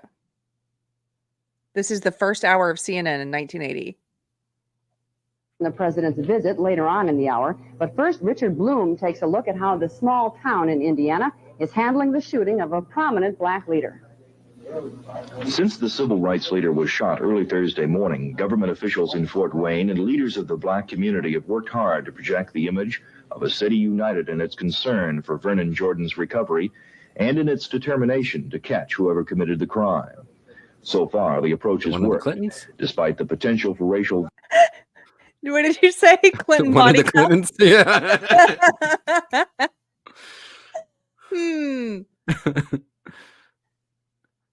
You know, some of the criticisms I've heard about cable news. Now, with this whole show, we talk about the rise of cable and the fall of cable. One of the criticisms I've heard, which I think there's some meat to this, of cable news, is that you have to fill, like, your priorities, instead of being ethics and journalism and getting to the truth of things, which that should be the priority in any kind of news station, a news organization. Instead of that being your primary goal becomes ratings and filling hours worth of content. And so unlike these other channels like Comedy Central, they're going to do comedy. Okay, they want to get lots of eyeballs. Let's come up with lots of comedy. Or Discovery Channel, let's do science. That's going to be our brand. Let's come up with lots of science shows. Let's get lots of eyeballs. This is the brand is news. And so they're sort of like, we have to fill all this time and we have to get eyeballs. Those are some bad priorities, bad thing. It's gonna mean that you necessarily tend to lean towards sensationalizing things or presenting things in a tribal fashion, so that you build an audience that agrees with your political leanings, and they're always going to be there for you, and they're going to view it as like tribalism, that they watch your network. It's going to mean that you fill the hours with things that are not newsworthy and that are not important for the American people to see. It's going to mean that you cherry pick news stories to create narratives. You know, you cover some random killing because that random one fits a national narrative that you're trying to sell, that you're indoctrinating.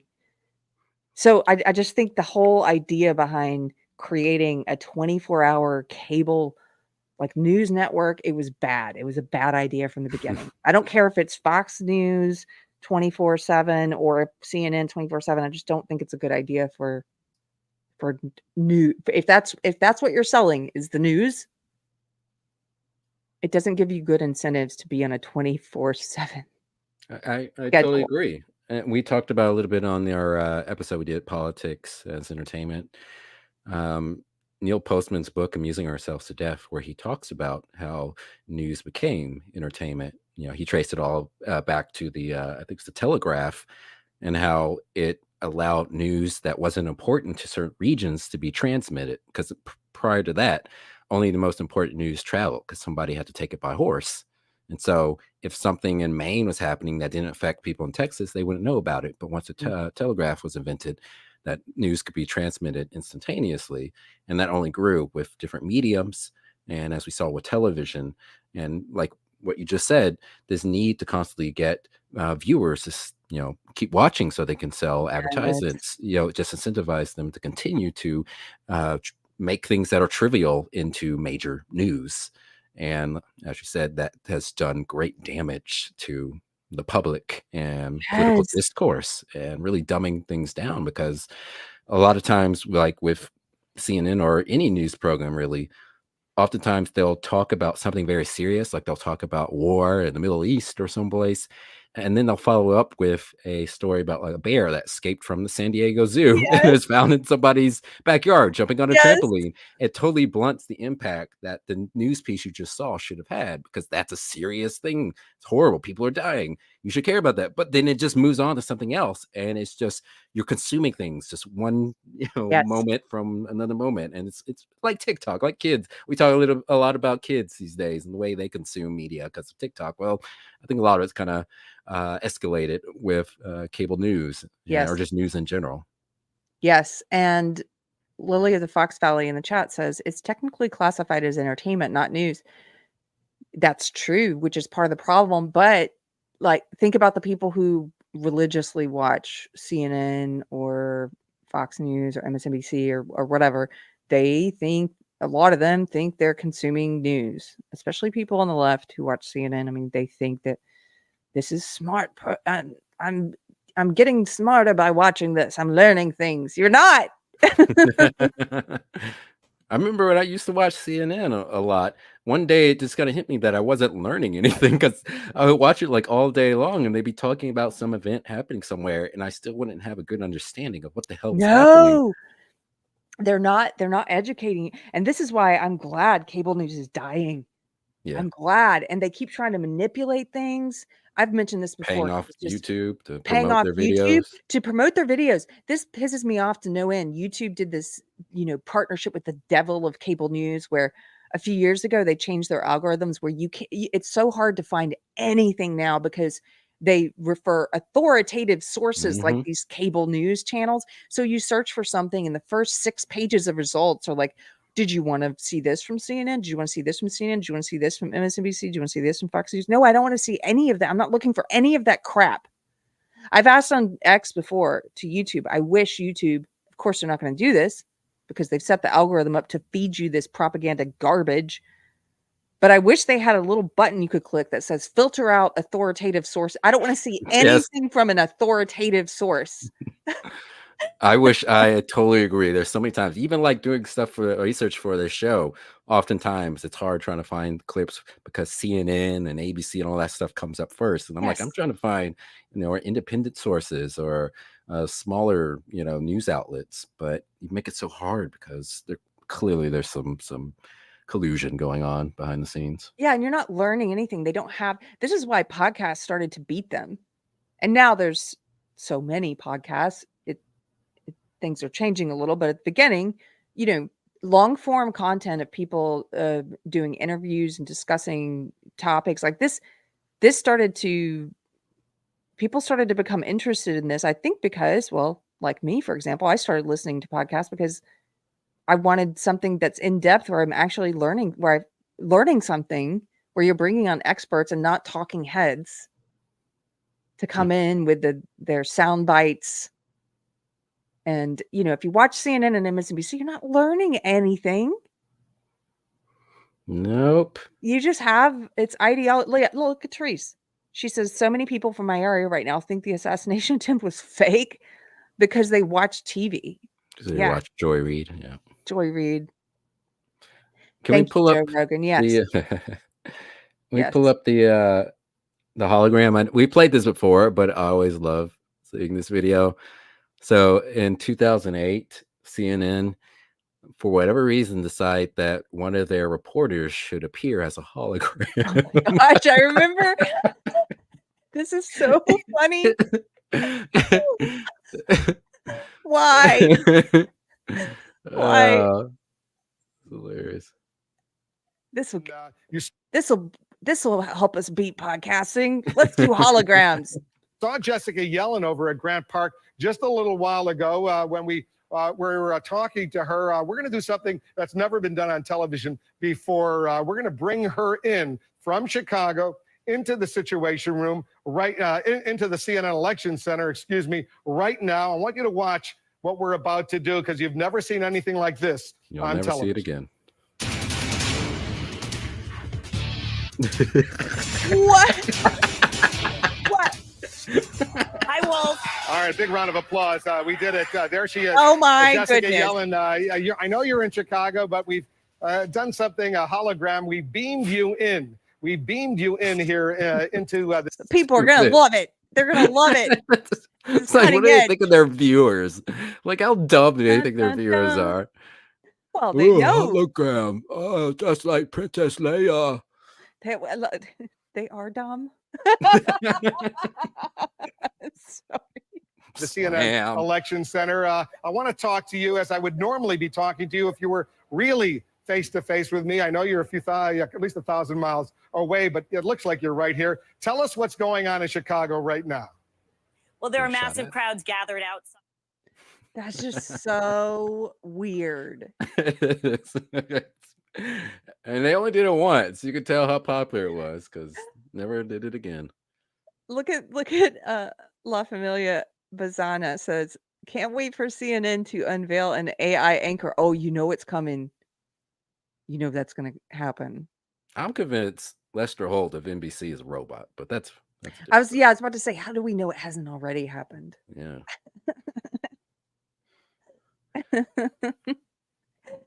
And Peekaboo, he was talking to her. I am going to talk to you like you're a human and not a hologram. Oh man. Okay, let's move on. ESPN. So the first all sporting network, 1979. For whatever reason, they chose Bristol, Connecticut, because the land was cheap, but still odd that their headquarters are still there. But they have other offices in LA and New York. But I put some clips in there from the original Sports Center. Okay. Here we go. Not coming up. No, I've got it. No. Let's see. Now is this the original promo? Yeah. So this one's from 1979. ESPN is really the only thing keeping cable alive at this point, by the way. And politics have invaded ESPN as well. Yeah, we'll talk about that. Yeah. If you're a fan, what you'll see in the next minutes, hours, and days to follow may convince you you've gone to sports heaven. Beyond that blue horizon is a limitless world of sports, and right now you're standing on the edge of tomorrow. Sports, 24 hours a day, 7 days a week, with ESPN, the Total Sports Cable Network.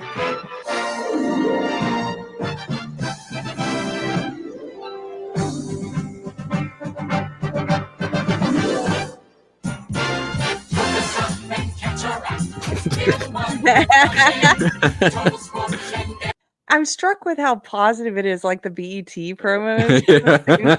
All like, you're about to have a great time watching sports. If they did it now, it'd be like a rapper doing this song. It would be a rapper now for sure. Entertainment, we're the one worth watching. Come alive without a doubt. You'll see the best, we'll work it out. With Total Sports and Entertainment, everything worth seeing. Total Sports, Entertainment, we're the newest network. ESPN, everything worth seeing. Yea, verily, a sampler of wonder. You're about to have a ball. And this guy is really quiet. Now I'm going to watch me juggle. Sports, entertainment, all here. This is the whole package. Oh, 70s. Look what he said. Yea, verily, a sampler of wonders. I'm hooked. I'm hooked. I can't wait. Wait, let's keep going. Hi, I'm Lee Leonard, welcoming you to Bristol, Connecticut, 110 miles from New York City. Why Bristol? Because here in Bristol is where all the sports action is as of right now. And we're just minutes away from... Didn't you say it's because the land was cheaper? Yeah, it was cheap. Just get ready. You're about to see the most exciting programming. the first event on the ESPN schedule. That's the 1979 NCAA College Football Preview. And then we're going to follow that with a doubleheader of games. 2 of the Professional Slow Pitch League World Series games will be seen tonight. Now, softball is one of those rare sports that everybody knows something about. Why? I was hoping that the camera was going to keep getting closer. On ESPN, and it's going to be a big part of our future. The Sports Center with George Grand. He'll have the latest on what's happening all around. George? Thanks, Lee, and welcome everyone to the ESPN Sports Center. From this very desk in the coming weeks and months, we'll be filling you in on the pulse of sporting activity, not only around the country, but around the world as Amazing well. how basic it is, especially compared to now when they have giant screens and a bunch of moving things everywhere. This is like this is like cable access. This is like a college radio station setup. It's so crazy to look at this old footage. If it takes an interview, we'll do it. If it takes play-by-play, we'll do it. If it takes commentary, we'll do that too. That's the way we'll function from the ESPN Sports Center, and we'll be filling you in on further updates as the broadcast progresses.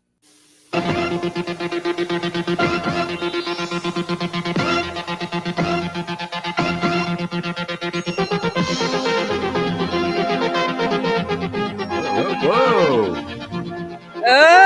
It's coming right at us. No! Get out of the way! Oh, this is crazy. It probably took them like 7 months just to do this animation. Yeah. You know, somewhere there's a guy that has sitting at a bar that takes out his VHS tape and he's like, I did the original intro for Sports Center. It took me 4 weeks to make this. Yeah, right, old man. Get out of here. No, watch it. I made this. Nobody appreciates this anymore. You can skip to the go to the 96 one. We'll skip some of the other stuff, but that there's a what could be considered politically incorrect by today's standards promo for Sports Center that I just wanted to show, even though it's harmless to many people, but today people will be offended by it, and I just wanted to show this, especially contrast to what ESPN's turned into today. This is the one called Sports Center commercial. Yes. Overseas. Okay. It does take its toll. For Kenny Mayne, I'm Dan Patrick. Good night. Once we finish a show, we do it all over again for the overseas markets. Buenas noches, amigos. Same highlights, same anchors, different dialects. Dos vidania. Menus at Boots. Boots. Kenny Mainsky. To touch people all over the world, that's special. No. How offensive. I know. And then Therese says ESPN used to have amazing They had some really good Sports Centers commercials. I only watch ESPN for college football and for 30 for 30 series, which has been pretty good overall. But yeah, go to that last one. So this one just has I put it in here because there's some tweets that are embedded in it of woke moments from ESPN, just to show what's happened today to ESPN and how much they've mixed in politics with reporting on sports, which has pissed off a lot of people. But if you scroll down, it'll show various tweets. This is a headline from Fox News. ESPN's most woke moments, from America bashing July 4th column to downplaying genocide in China. ESPN's been accused of injecting its content with liberal politics for years. It does. I would say not liberal though, woke, which is leftist and illiberal. But yeah, a lot of people who are leftists think it's liberal. They think this is liberal. Okay. July 4th, published an article bashing America. Right. You can skip down to the tweets. You don't have to read all that. Sarah Spain calls Rays player bigots for not wearing gay pride patch. Ugh. Yesterday, ESPN's Sarah Spain said on the air that Tampa Bay Rays players who don't wear a pride flag are bigoted and using bullshit religion. Wow. Wow. Was this person fired immediately? They should have been. I doubt it. Can we watch this? Yeah.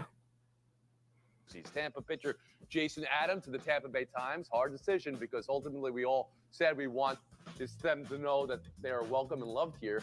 But when we put it on our bodies, I think a lot of guys decided that it's just a lifestyle that maybe, not that they look down on or anything or differently, it's just that maybe we don't want to encourage we believe in Jesus, who's encouraged us to live a lifestyle that would have. Who is reading this? Is this person paid?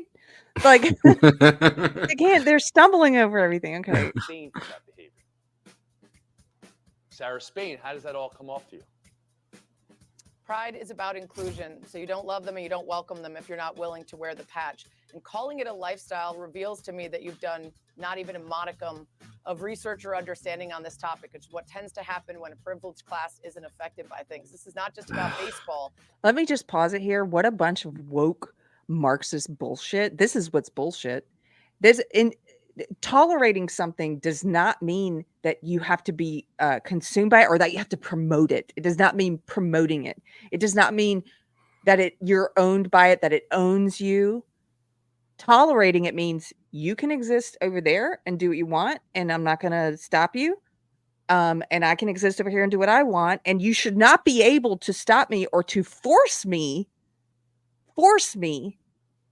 to endorse and promote what you're doing. You don't have a right to force me to promote what you're doing, especially if it conflicts with my beliefs.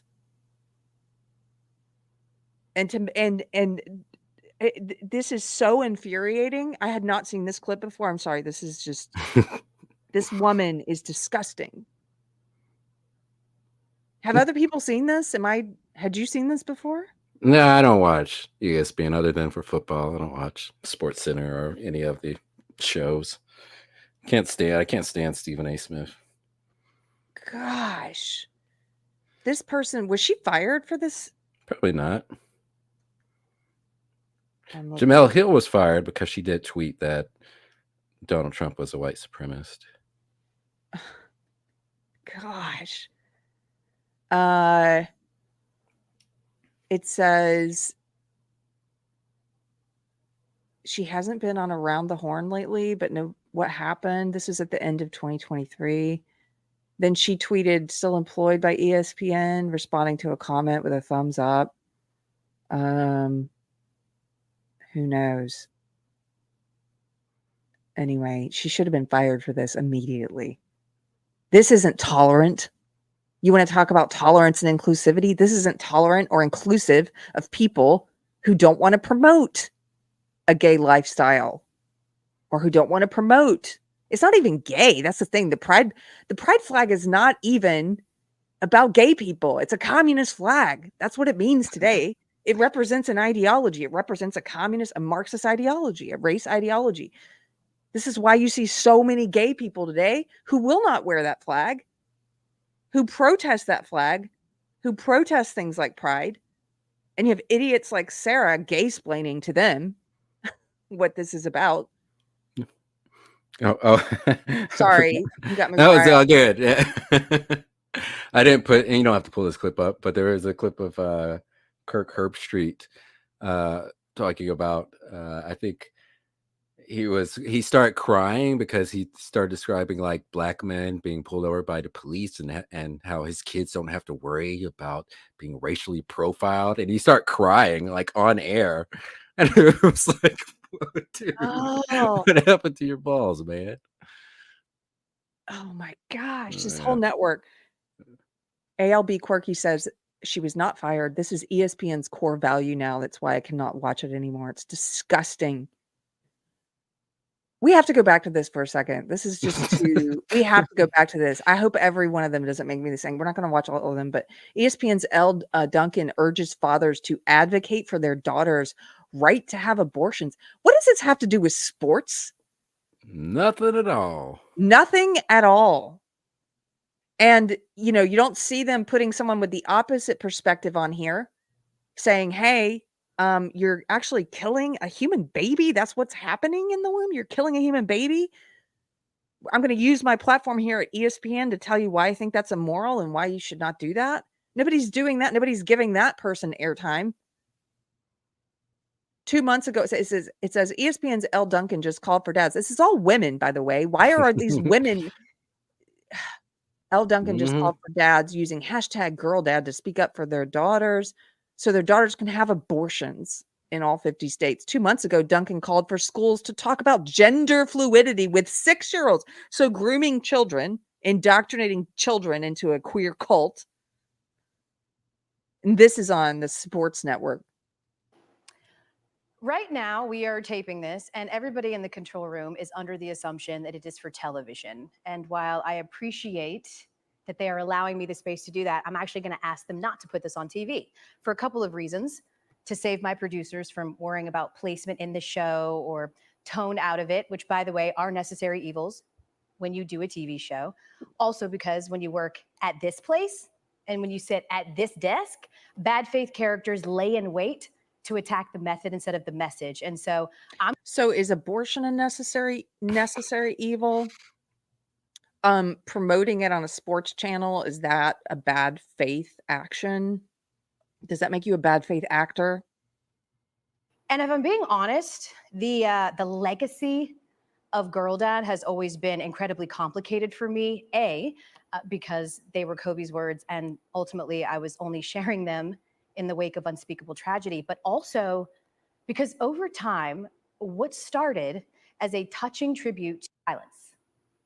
I want the dads watching to ask themselves a really honest question right now, and I mean that. How does the sentiment of being a girl dad evolve beyond superficial social media posts into actual advocacy? Are you advocacy for abortion?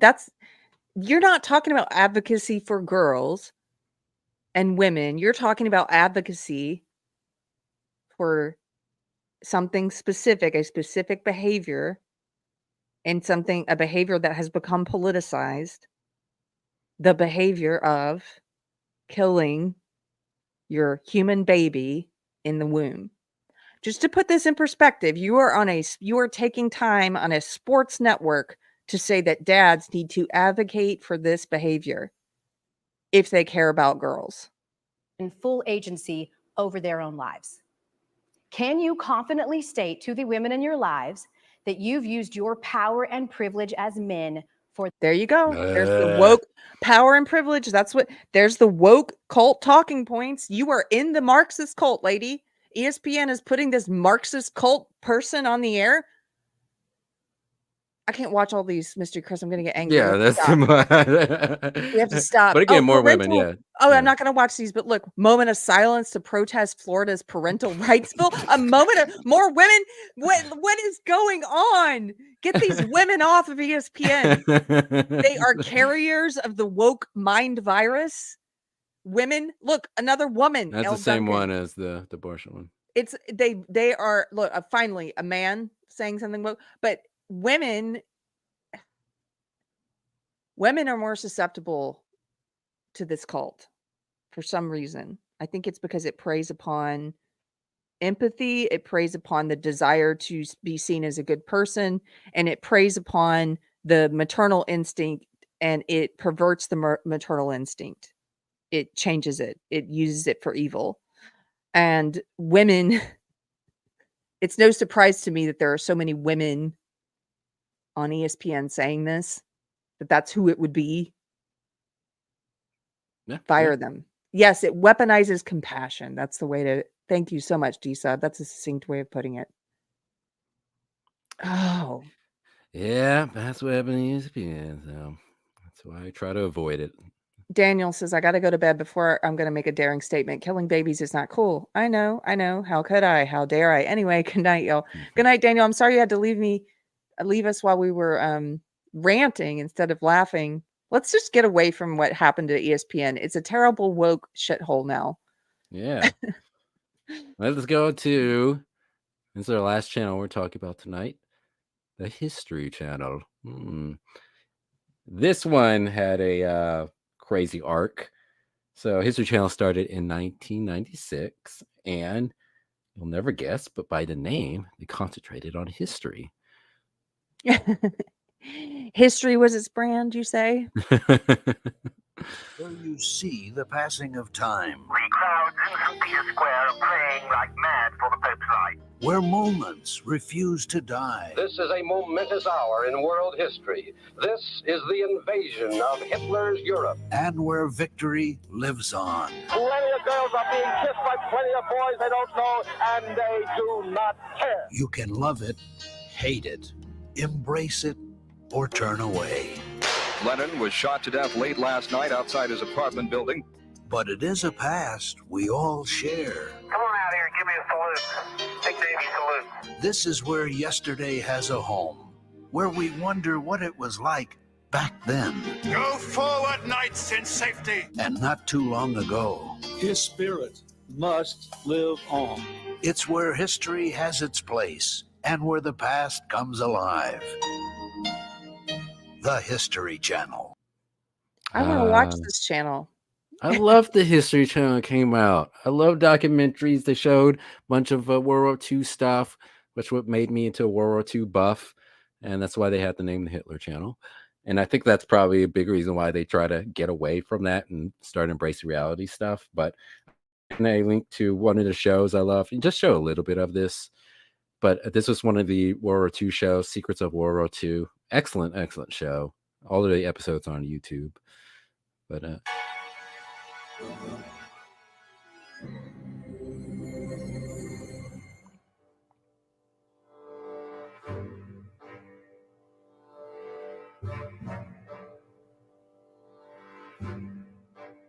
Adolf Hitler, the 20th century's most evil genius, the warlord and war criminal who was to die by his own hand on the 30th of April, 1945. Is this his body? Ever since Hitler's death, no, he's in Argentina. Shrouded the last moments of his life and the final resting place of his corpse.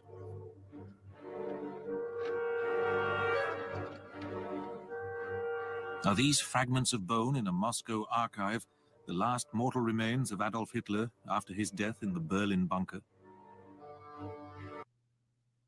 Such a great show. And music was great too. I love the music. Just well done. But that was classic History Channel until they started embracing reality TV shows. And like I said earlier in this episode, the shows they had on, a lot of them were interchangeable with stuff on other channels like A&E and Discovery and TLC. Like prior to doing the show, if you had asked me what channel Pawn Shops was on, I would have said, I had no idea. Pawn Stars is the History Channel? Oh, I think I can kind of see how they got there when they're pitching it. They're like, look, they're going to be pawning old things from history. But it doesn't hurt. Because the thing is, I like shows that deal with like artifacts or antique stuff. That's why I watch Antiques Roadshow. But with Antiques Roadshow, you actually have an appraiser there that's giving you like a history lesson on that particular item. Whereas with this, they mix in all these fake drama moments where it's very scripted. Yes. And it's just so obviously fake and so dumb. It has nothing to do with the actual things that they're talking about or that people are trying to sell to them. It's just, it's annoying. It's like, why do they feel they have to include those drama moments in it? Why can't it just be straightforward? Because it's fake. That's what reality TV is. We talked about this on our reality TV episodes.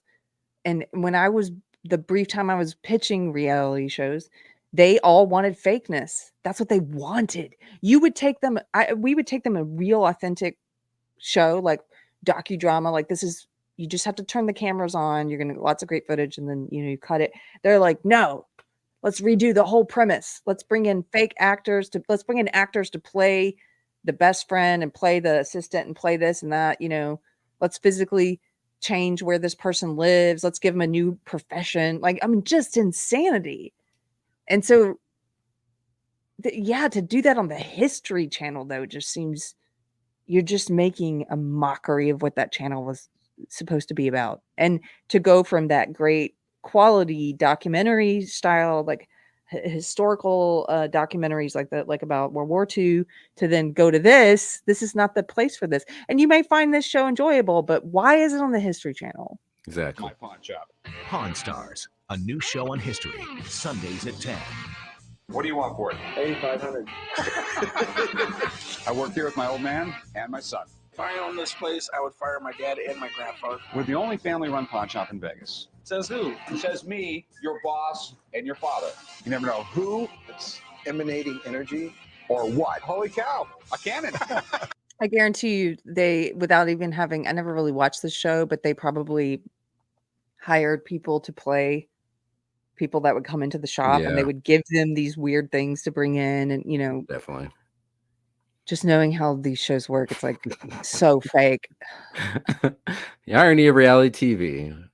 Reality's supposed to be so interesting that they can make a show in it, but turns out reality is really, really boring, so they have to fake it. But it's not boring. That's the thing. They could do actually documentary style stuff and make True. it interesting. I think. Okay, what's this? Axemen. Oh, you never heard of Axemen? Oh, Another show. Had nothing to do with history, just a bunch of lumberjacks, and they mix in fake drama with this show too, of course, because they have to. has to be fake. I need this job. There's only one person standing in the way of that. I love him, but I hate his attitude. I'm taking over this outfit. It'll never be the Joe Show. No, this is so fake. All of this is so fake. What happened, History Channel? This is the worst I've seen. To go from the history of World War II to you'll never know, people fake fighting. What is this? History Channel. How could this happen to you? This is as bad as the Learning Channel.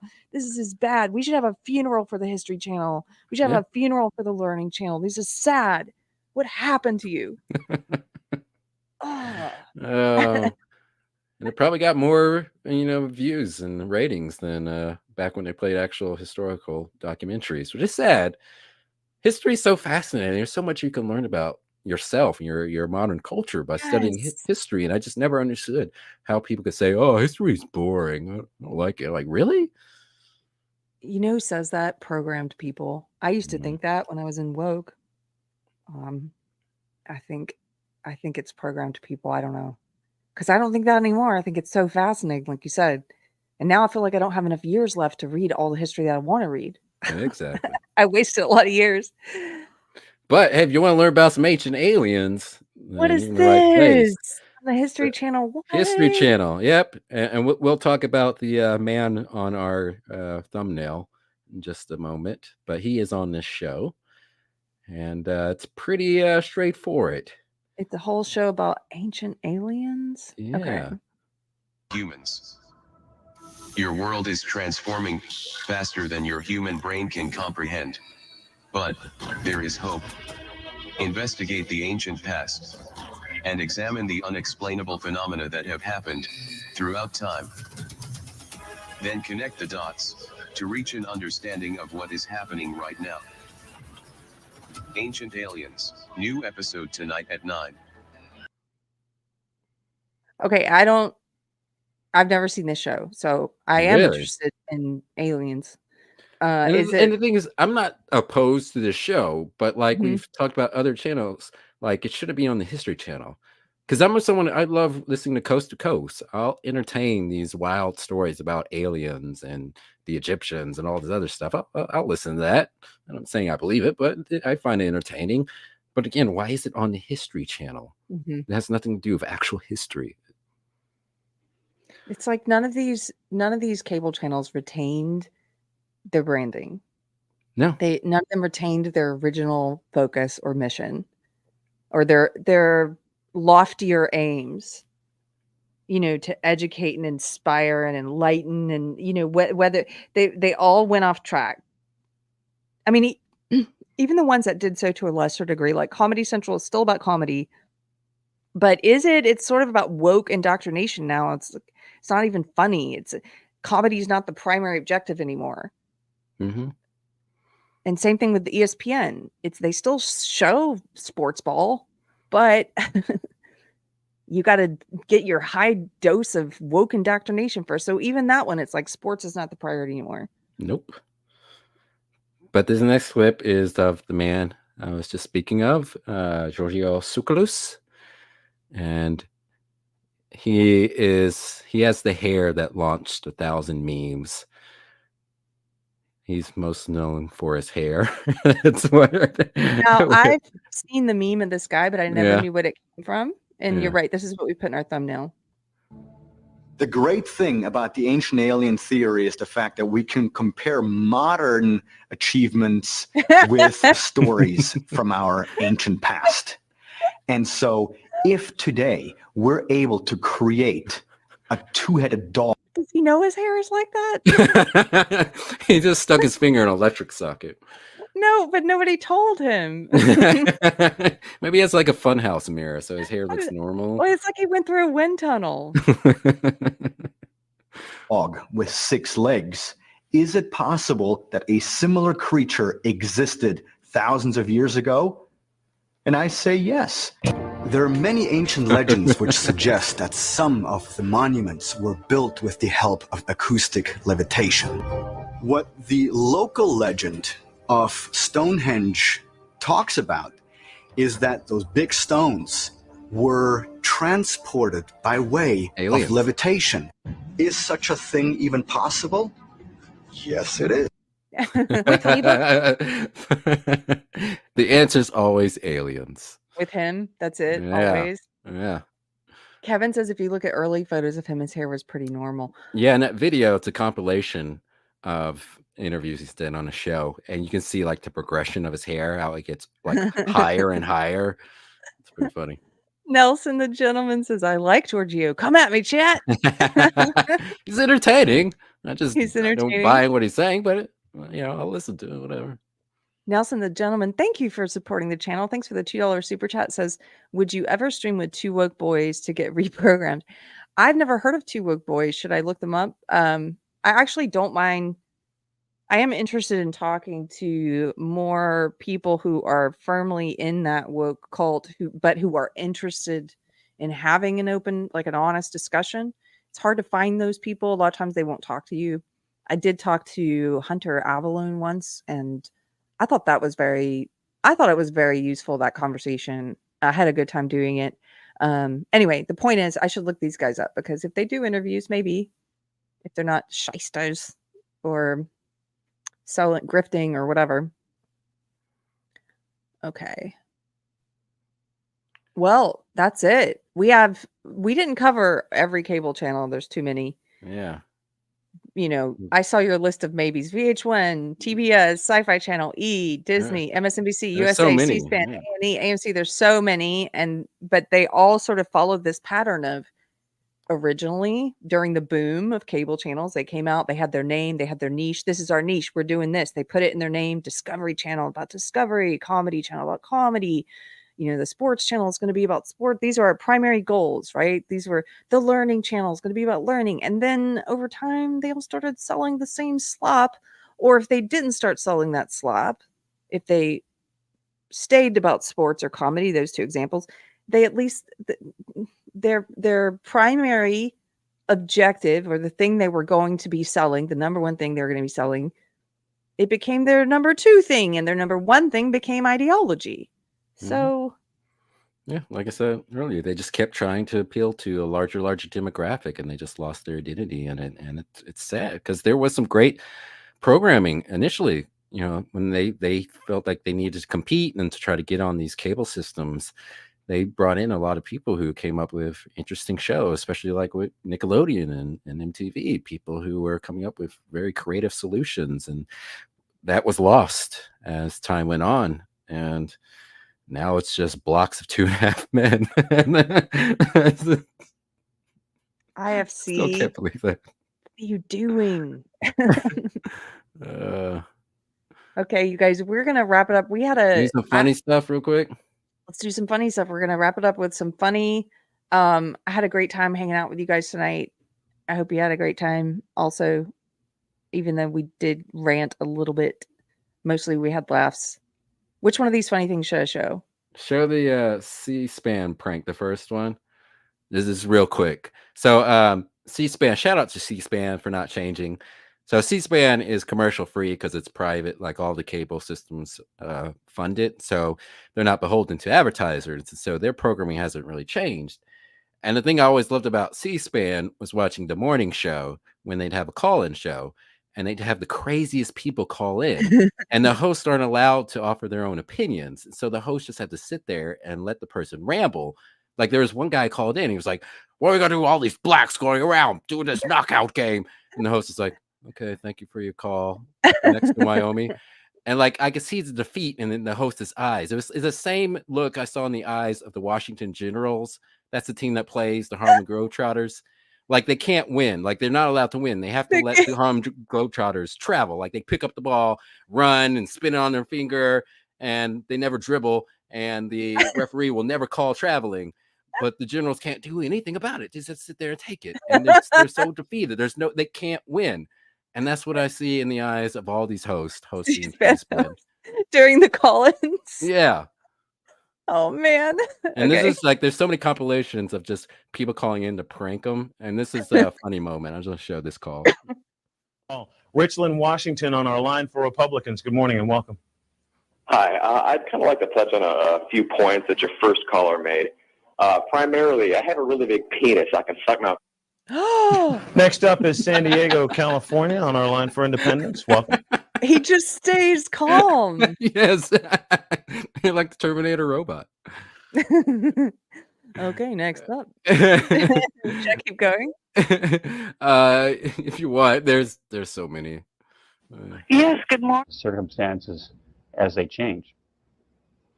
Quite Michigan. Jim on our Republican line, please go ahead with your question or comment. Yeah, thank you, C-SPAN. And Peter, you mentioned something about sharing the burden. And I just want to say, I go home every night, turn on the news, see these congressmen and women getting out of their limousines with their law degrees. But, for me, on Main Street, I'm still getting a $9 haircut. And, I drive a pretty nice van. And for that, I'm fortunate. But what I hate is that I'm becoming the one with the draconian policies. I'm becoming the vilified. I manage a Quiznos, and these punk kids come in and, they expect a free bag of chips as our CEO used to be. But, times have changed, and I got to say, you want those Doritos? Well, cool like a hostage video. Do you guys have one of those friends or relatives who you're like, it's like hopscotch, but they don't know how to play hopscotch, and you're like waiting to get, and you can't get in because they just keep and at the end of every sentence fragment, this guy's going, and he just keeps going. That's what's happening. Pittsburgh, Pennsylvania. Republican in Tacoma, Washington. Hello, thank you. Now listen, I just want to step outside the courtroom for a second and discuss the current technological landscape in a slightly different light. These detriments and what the government's doing with the technological landscape is certainly bad, but I want to argue here that the benefits outweigh the costs in this current landscape. First of all, there's just the convenience factor alone. I mean, you want an up-to-date market report, keep tabs on stocks during the day, sign up for PayPal. You want the Guinness Book of World Records for biggest beach party? Ask Jeeves. And that's just convenience alone. I think this is also a time when there's a private solution to a lot of the privacy concerns that you bring up, Aaron. I think this is a really disruptive new bunch we have out in Silicon Valley. I mean, did you know that Facebook was developed in a dorm room by two naked chicks? All right, Clarence, an independent in Washington. Washington, D.C. area. You can read more in the New York Times as well, and a front page story in the Washington Post. Rob is joining us from Brooklyn, New York, Republican line. Good morning. Second Amendment versus local laws. What's your take? I'm from Brooklyn. I read the New York Times. And to tell you the truth, Ani, you look pretty nervous. And I just want to know at this point, what's your stand on the movie Cool? Jacob is joining us up early in Alaska. Let's go. so good. Why haven't I ever watched these? Oh man. There's so many of them. Wait, we don't need to bring up any of the other clips, do we? Can we just watch more of this? Yeah. Okay, let's do it. To another New Hampshire call. Dan joins us, Republicans line. Good morning, Dan. Where are you calling from? Hi, good morning. I'm calling from Portsmouth. And Great, welcome. Good morning. I used to be an assistant to the Portsmouth city manager, and part of my job would be to help prepare for the primary. So I know a little bit of what Chairman McDonald's going through, a very little bit. I know you have a big job today, sir. And my question is regards to how turnout will affect the eventual result. And that is for Mr. Chairman. Do you believe that Mitt Romney has a big penis? Oh. I apologize, Chairman McDonald, for that comment. We're trying to keep the conversation productive here this morning. Want to make sure I heard him right. Call is Bedford, New Hampshire. Jim, Well, good morning. It does. Hi, good morning. Hi. Do they? They just sit. Do they have training beforehand? That's like never laugh. I would have been fired the first day. Like, sir, that's pretty funny. I'm out. I was at an event in the John Huntsman campaign yesterday. And I was a little bit confused why somebody like Huntsman hasn't been getting nearly as much attention as some of the upper tier candidates. And at one point during the event, he pulled down his pants and exposed his penis. Chantilly, Virginia. In Washington, you're next. Good morning. Moving on. Hello, am I there? Yes. Good morning, caller. Can't help but see that I thought I saw this coming. Judging from Putin's reaction, he recently stashed missiles in Cuba. My grandfather, I remember him watching this. He is. This guy is the funniest. Who is this guy? I don't know. He's got a lot of time on his hands, though. He's my favorite because he's so proper, like the way he's put together, and his very big, expressive eyes, which say a lot. Ukrainian, and he made a comment to me, which was. Okay, we're going to go on to Grosse Pointe, Michigan. Good morning to you, please.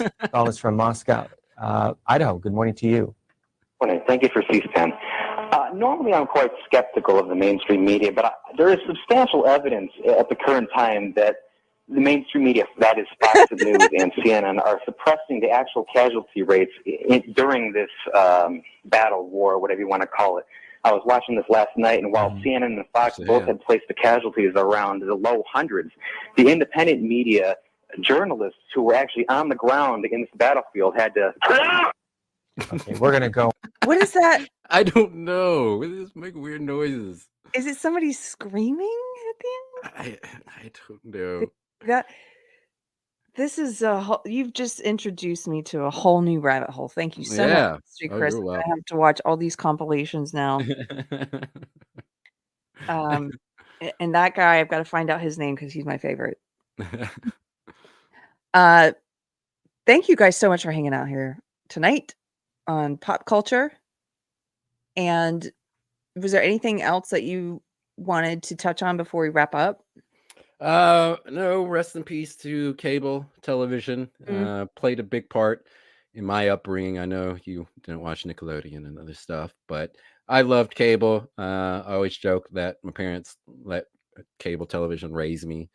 And so it influenced me, my sense of humor and my artistic endeavors played a big part in that. So I always have a soft spot in my heart for growing up watching all the different types of programming across multiple channels that don't exist anymore, sadly.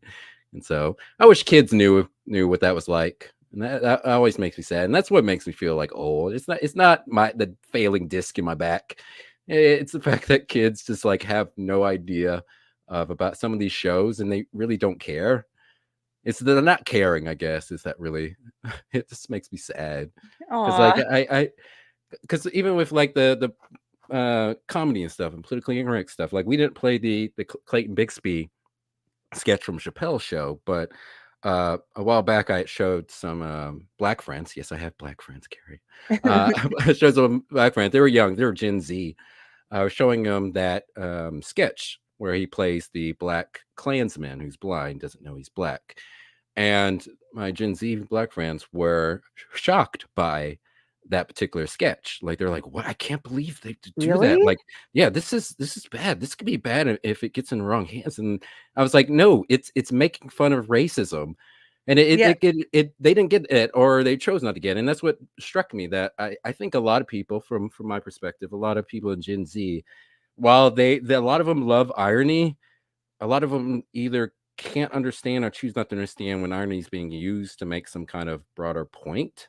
Mhm. And that's been a big part of my sense of humor, as a big part of Chappelle and Chris Rock and Yes. others that have used that type of humor. And I think, today's been so indoctrinated in political correctness, they either can't understand it or choose not to understand that. And that's how I end up getting reported to HR. But that's another story. That is how you got. They don't understand. No, they don't. Because the sense of humor is off limits to them.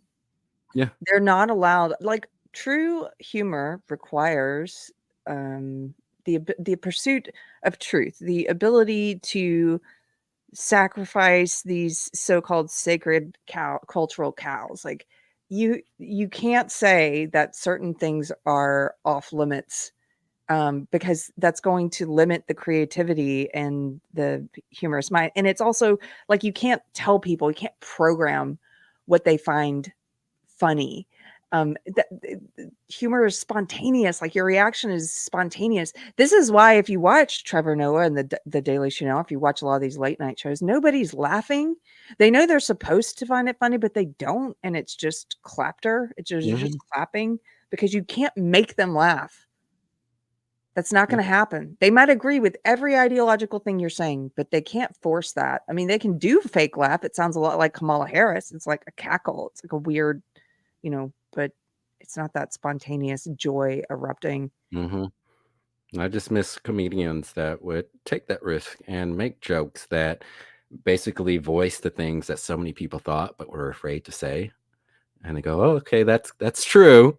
And they Yeah. can laugh about it because, that comedian had the brave, was very brave in making that kind of joke and pointing out this contradiction in social etiquette or in the way we treat, different genders or races or whatever. Mhm. It's just not a thing, or not much of a thing like it used to be. And it just kind of makes me sad. And so that's why, one of the reasons why I retreat into watching so much stuff from the past, because I just think that culture was healthier there. It wasn't a perfect culture. There were problems, and certainly the seeds to what we see now was planted back then. But compared to now, it's, night and day. It was just such a more healthier culture. I agree. Sad. In every way.